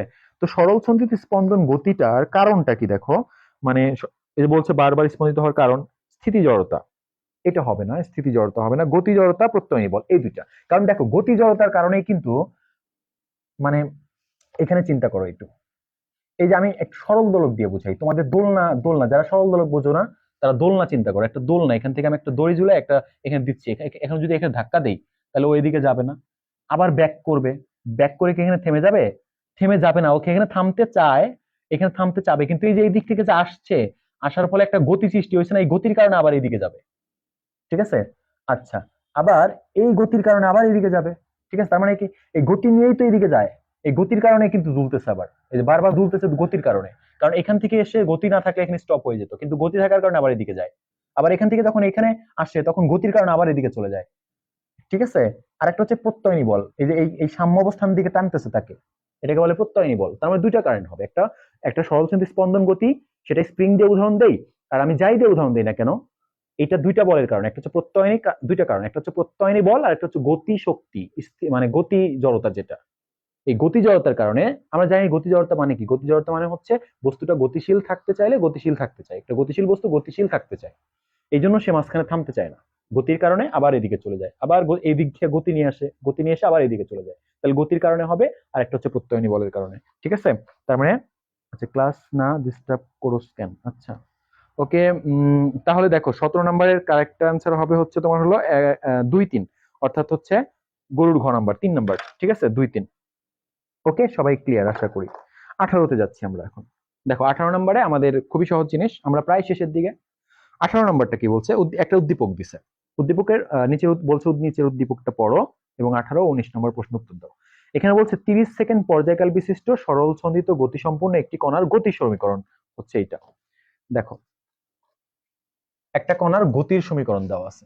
আমরা কিন্তু জানি সরল ছন্দিত গতি মানে যেগুলা সরল ছন্দিত গতিতে যায় তাদের গতির সমীকরণটা হচ্ছে ওই যে সাইনের ওয়েভ, যেটা অগ্রগামী তরঙ্গের সমীকরণ। যেমন একটা সরল ছন্দিত গতিতে গতি সম্পন্ন কণার গতির সমীকরণও কিন্তু ওই ওয়েভের মতো। দেখো ওয়ে এই যে এখানে দেওয়া আছে y is equal to 10 sine, y equal to 10 sine, তারপরে দেওয়া আছে কত পাই পাই বাই 15 ইন্টু টি, তারপরে হচ্ছে তোমার হচ্ছে প্লাস ডেল। এইটা দেখো, এটা কিন্তু আমরা জানি অগ্রগামী তরঙ্গের সমীকরণ। এই অগ্রগামী তরঙ্গের সমীকরণ যেমন তোমার হচ্ছে যে লাইক অগ্রগামী তরঙ্গের সমীকরণ দেখতে যেমন সরল ছন্দিত স্পন্দন গতিসম্পন্ন কণার গতির সমীকরণ তেমন। তো যাই হোক, এটা দেওয়া আছে। এখন 18 নম্বর প্রশ্নটা করছে কি, দেখো প্রশ্ন করছে যে কণাটির কৌণিক কম্পাঙ্ক কত। দেখো কৌণিক কম্পাঙ্ক হচ্ছে ওমেগা। ওমেগাকে বলা হয় কৌণিক কম্পাঙ্ক। আমরা এটাকে এই ফরমেশনের সাথে তুলনা করো। দেখো আমরা কিন্তু সরল ছন্দিত স্পন্দন গতির যে একটা ফরমেশন আছে, কমন একটা ফরমেশন, সেটা হচ্ছে এইটা Y A sign omega T plus del, এরকম। তো কম্পেয়ার করলে দেখো এর জায়গায় কত আছে, এ সমান আছে 10, তার মানে একে বলে বিস্তার, তার মানে এটার বিস্তার কত 10। আর ওমেগার জায়গায় কি আছে দেখো পাই বাই 15, যে টি বাদ দিলেই ওমেগার জায়গায়, ওমেগার সমান আছে হচ্ছে পাই বাই 15, তার মানে ওমেগা হচ্ছে পাই বাই 15, তার মানে কৌণিক কম্পাঙ্ক হচ্ছে pi by 15 radian per second, অর্থাৎ ক নাম্বার 18 নাম্বার অপশনটা হবে ক নাম্বার। ঠিক আছে, 18 অপশন নাম্বার হবে ক নাম্বার। এই যে জাস্ট কম্পেয়ার করে বের করলাম, যেটা হচ্ছে আমার এখানে দেওয়া আছে y equal to 10 sine pi by 15 into T plus ডেল। আর আমরা এই তরঙ্গের যে একটা নর্মাল ফরমেশন জানি সেটা মনে রাখবা, y equal to a sine omega T plus del. তো এই যে ওমেগার জায়গায় যতটুকু আছে ওই ওমেগাটাই হচ্ছে কৌণিক কম্পাঙ্ক, বা এটাকে কৌণিক বেগও বললে অনেক সময়, এখানে কৌণিক কম্পাঙ্ক বলতেছি আমরা। তাহলে 18 নম্বর অপশনটা হচ্ছে কত নাম্বার, অপশনটা হচ্ছে ক। ঠিক আছে, আচ্ছা 19 নম্বর দেখো কণার সর্বোচ্চ বেগ কত। দেখো সর্বোচ্চ বেগের সূত্র আমরা সবাই জানি। এই যে মানে আমি তো আগেই বলছি যে এই যে সমীকরণটা এটা কার সমীকরণ, এটা হচ্ছে দেখো y equal to 10 sine pi by 15 into T plus del. এই সমীকরণটা হচ্ছে একটা সরল ছন্দিত স্পন্দন গতি সম্পন্ন কণার সমীকরণ, গতির সমীকরণ। আর আগেই বলছি আমি যে অগ্রগামী তরঙ্গের সমীকরণ যে কথা, সরল ছন্দিত স্পন্দন গতিতে গতিশীল একটি কণার সমীকরণ একই। তার মানে এটাই তরঙ্গের সমীকরণ অগ্রগামী তরঙ্গের, আবার এটাই সরল ছন্দিত স্পন্দন গতি সম্পন্ন একটা কণার সমীকরণ একই। ঠিক আছে, আচ্ছা এখন দেখো ওরা কি বলছে যে এটার বেগ কত। আমরা এটা মনে রাখবো, এটা আমরা ফার্স্ট পার্ট ফিজিক্সের 8ম অধ্যায় পর্যায়বৃত্ত গতি, সেইখানে দেখবো যে ভিম্যাক্স ইকুয়াল টু ভিম্যাক্স মানে সর্বোচ্চ বেগ একটা সরল ছন্দিত স্পন্দন গতি, বা এরকম যদি একটা ইকুয়েশন দেয় দিয়ে যদি বলে ভিম্যাক্স কত, তাহলে ভিম্যাক্স এর সূত্র হচ্ছে ভিম্যাক্স এর সূত্র হচ্ছে তোমার omega into root over of A square minus X square. আচ্ছা, তো এক্স এটা 0 হবে, তার মানে এক কথা সূত্রটা হবে, আমি একবারে দেখাই, ওমেগা এ। তাহলে দেখো ওমেগা হচ্ছে 15, আমরা কিন্তু ওমেগা পাইছি পাই বাই 15, আর ইন্টু এখানে এ হচ্ছে 10, আমি আগেই বলছি এ হচ্ছে 10, তার মানে 10 পাই বাই 15, তার মানে 5 দিয়ে কাটলে এখানে 2 পাই বাই 3, অর্থাৎ answer will be 2 pi by 3। Answer will be 2 pi by 3। তো এটা দেখো কত আসে, 2 পাই বাই 3 যদি করি, 2 পাই বাই 3 তার মানে হচ্ছে আমার 2 গুণন 3.1416 ভাগ হচ্ছে তোমার হচ্ছে 3। দেখো এটা 2.09, এই অপশনটা কত নম্বরে আছে 2.09, তার মানে খ নাম্বার। এটার অ্যান্সার আসতেছে 2.09 মিটার পার সেকেন্ড। এটা হচ্ছে আমাদের অ্যান্সার, এটাই অপশনটা হচ্ছে খ নাম্বার। এইভাবে তো আমি আবারও বলি যে এরকম যখন তরঙ্গ দিবে দিয়ে যদি তার ভিম্যাক্স চায়, ভিম্যাক্স বের করার সূত্র হচ্ছে ওমেগা এ। ওমেগা তো এই যে এখানে টি এর সাথে যতটুকু থাকবে সেটাই ওমেগা, বসাই দিছি, আর এই যে সাইনের আগে যতটুকু থাকবে এটা এ, বসাই দিলে আমি কিন্তু পেয়ে যাবো ভিম্যাক্সটা। ঠিক আছে, আচ্ছা এরপরে 19 নাম্বার গেল, 20 নাম্বারে যাচ্ছে আমরা। দেখো 20 নাম্বারে একটা উদ্দীপক আছে, আমরা প্রায় শেষের দিকে। 20 নাম্বারে কি বলছে দেখো, বলছে নিচের উদ্দীপকটি পড়ো এবং 20 ও 21 নং প্রশ্নের উত্তর দাও। বলছে যে নিম্নের চিত্র দুটিতে 1 কেজি ভর এবং 1 মিটার দৈর্ঘ্যের একটি সুষম দ্বন্দ্ব এবি লম্বগামী অক্ষ এক্স ওয়াই এবং এক্স ওয়াই সাপেক্ষে ঘুরছে।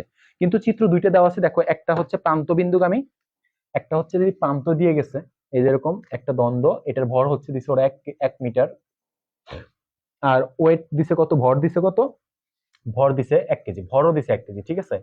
এটা 1 মিটার দৈর্ঘ্য আর ভর দিছে 1 কেজি। ওকে, তো এটার একবার দিছে প্রান্তবিন্দু দিয়ে অক্ষ আর একবার দিছে কি মাঝখান দিয়ে অক্ষ দিছে। দেখো চিন্তা করো, তো এখানে প্রশ্ন করলো কি 20 নম্বরে যে চিত্র 1 ও 2 এর জড়তা উল্লেখিত দ্বন্দ্বের জড়তার ভ্রামক দ্বয়ের অনুপাত কত? আচ্ছা, আমরা জানি এটা কিন্তু আমরা নিউটনের বলবিদ্যায় পড়ছি জড়তার ভ্রামক। আমরা বলছিলাম সুষম দ্বন্দ্বের দেখো এটা চতুর্থ অধ্যায়, ফার্স্ট পার্টের চতুর্থ চ্যাপ্টার নিউটনিয়ান বলবিদ্যার মধ্যে আছে জড়তার ভ্রামকের যেটা, এটা একটা সুষম দ্বন্দ্ব। সুষম দ্বন্দ্বের প্রান্তবিন্দুগামী অক্ষের সাপেক্ষে জড়তার ভ্রামক হচ্ছে I ইজ ইকুয়াল টু, এটা হচ্ছে প্রান্তবিন্দুগামী যদি কোনো একটা অক্ষ প্রান্ত দিয়ে যায়। দেখো চিত্র 1 কিন্তু প্রান্ত দিয়ে দিছে, তাহলে চিত্র 1 এর ক্ষেত্রে কি হবে, আমি একটু বুঝাই দিই। চিত্র 1 এর ক্ষেত্রে যেটা হবে I ইজ ইকুয়াল টু, আমরা জানি ml স্কয়ার বাই কত 12, ঠিক আছে। আর যেটা চিত্র 2 এটা কিন্তু মাঝখান দিয়ে গেছে, চিত্র 2 এ মাঝখান দিয়ে গেছে না, সেই ক্ষেত্রে I কত হবে, I হবে ml স্কয়ার বাই আমরা জানি 3 সরি এটাই হবে 3, এটা হবে 3 আর এইটা হবে 12 এইটা।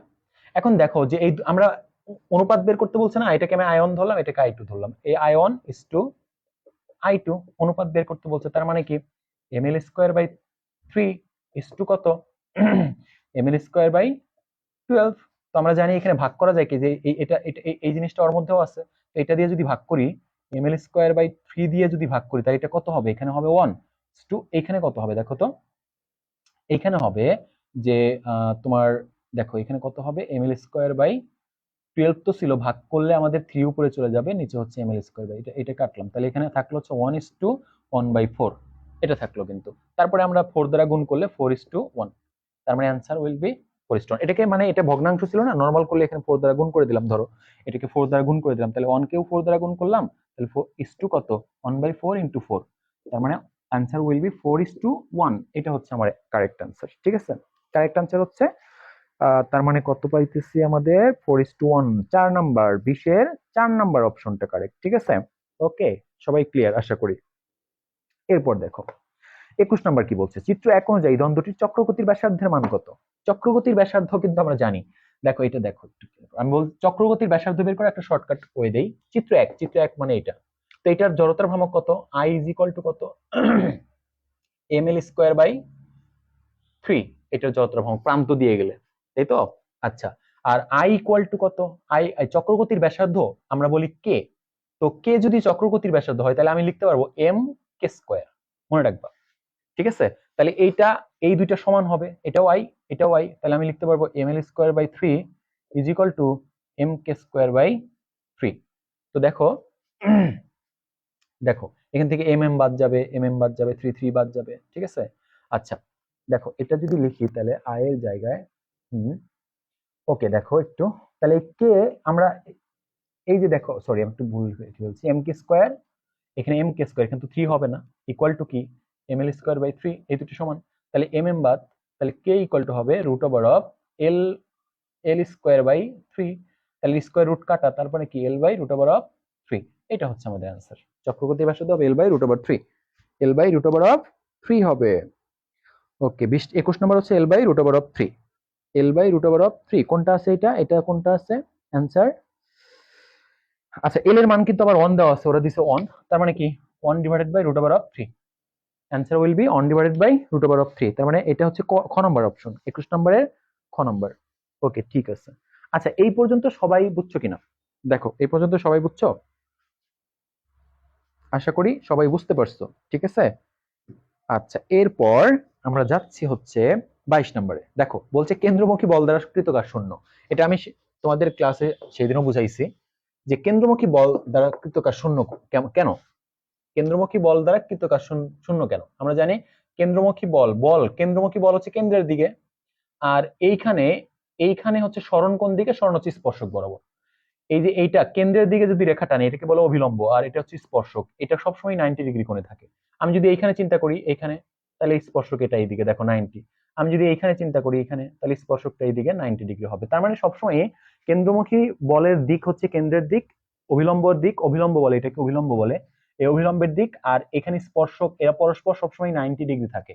দেখো ডাব্লিউ ইজ ইকুয়াল টু কত, এফ এস কস 90 যদি বসাই, এই কস 90 এর মান 0, তার মানে ডাব্লিউ ইকুয়াল টু 0 হয়ে যাবে। তার মানে কেন্দ্রমুখী বল দ্বারা কৃত কাজ সবসময় শূন্য, সবসময় শূন্য।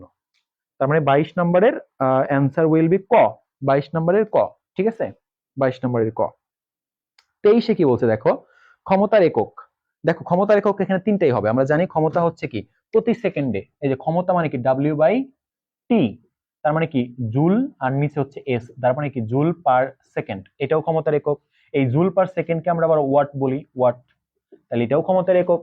আবার এই জুলের আরেকটা মানে শক্তির আরেকটা একক আছে, জুলের পরিবর্তে আমরা আর্গ, আর্গ পার মানে আর্গ ইউজ করতে পারি। তাহলে আর্গ, এই জুলের জায়গায় আর্গ ইউজ করলাম, ই আর জি, আর্গ আর পার সেকেন্ড, তার মানে কি এটাও correct, erg per second correct, ওয়াটও কারেক্ট।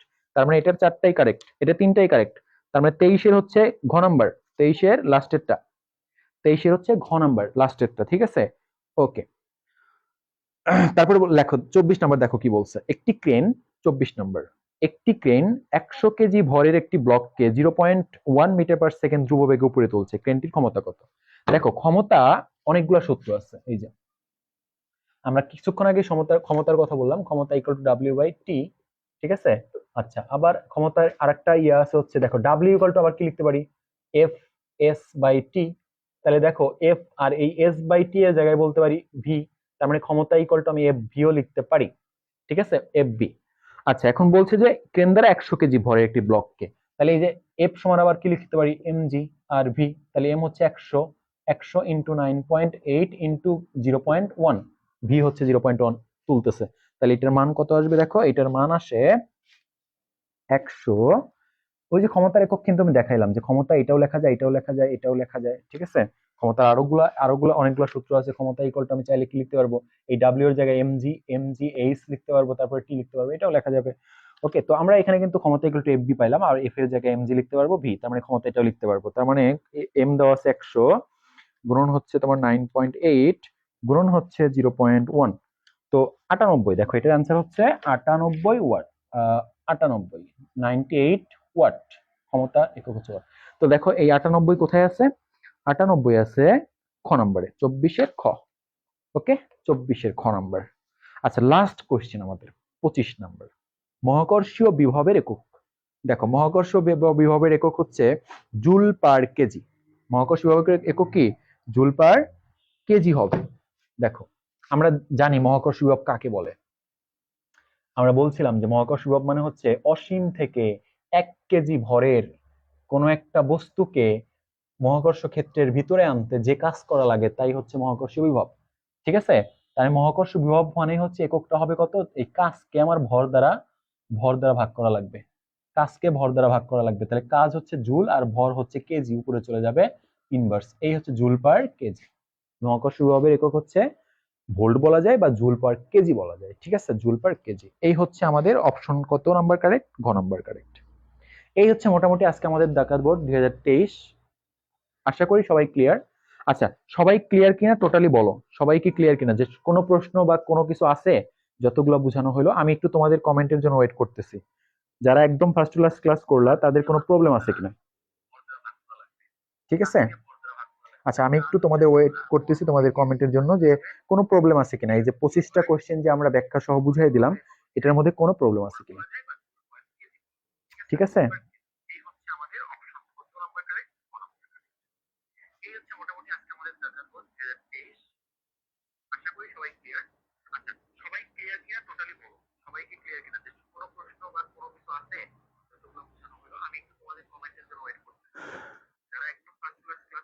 একটা ইস্যু লাগবে। আচ্ছা সবাই ক্লিয়ার? জি sir clear. Mahiya Tabassum Sauda clear. আচ্ছা হ্যাপি ইসলাম, না স্যার। আচ্ছা হ্যাপি ইসলাম বলছে না স্যার। আচ্ছা কোনটা ক্লিয়ার না হ্যাপি ইসলাম বলো তো তুমি একটু।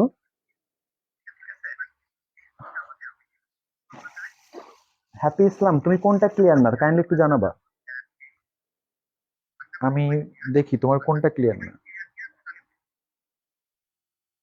আচ্ছা জি স্যার ক্লিয়ার।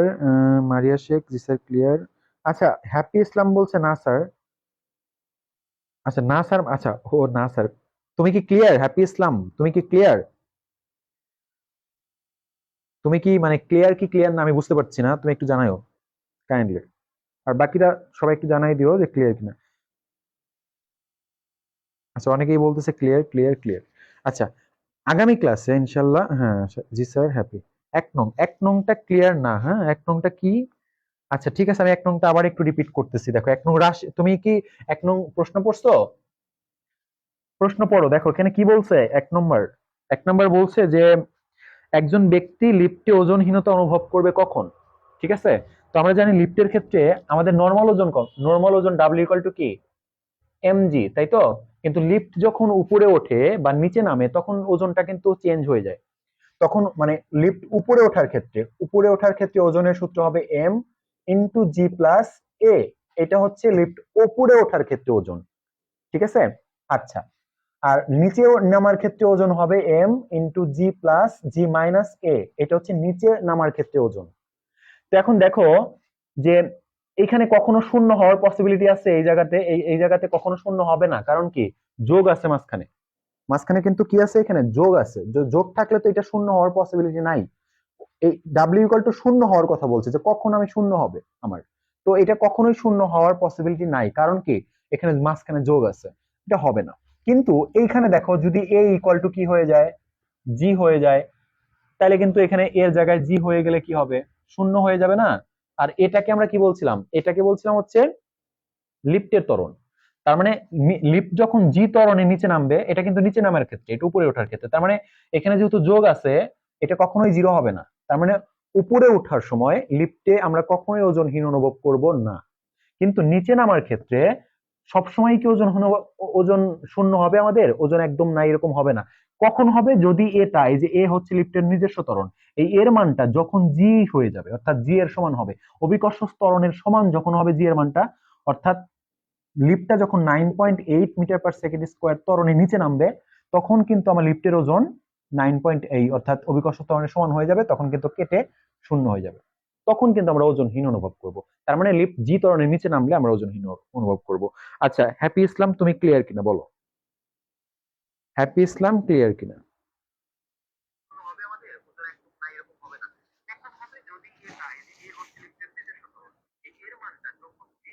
হ্যাপি ইসলাম কি ক্লিয়ার যে কখন হবে, এক নাম্বার ক্লিয়ার কিনা একটু জানায় দাও তাহলে।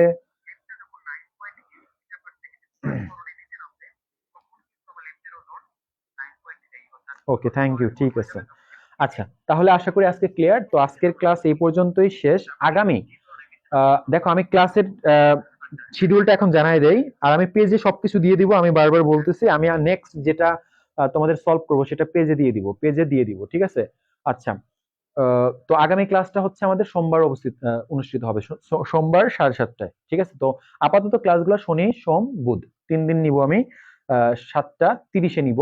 আর আমি আগের দিন বা ক্লাসের দিন সকালবেলা আমি তোমাদেরকে জানাই দিব যে আজকে কোন বোর্ডটা হবে, বা আজকে আমি আগের দিনও জানাই দিব যে আজকে কোন বোর্ডটা সলভ করব, ঠিক আছে? তো যেহেতু আমরা 23 সাল ধরছি, 23 সালটাই ক্রমান্বয়ে শেষ করব আগে।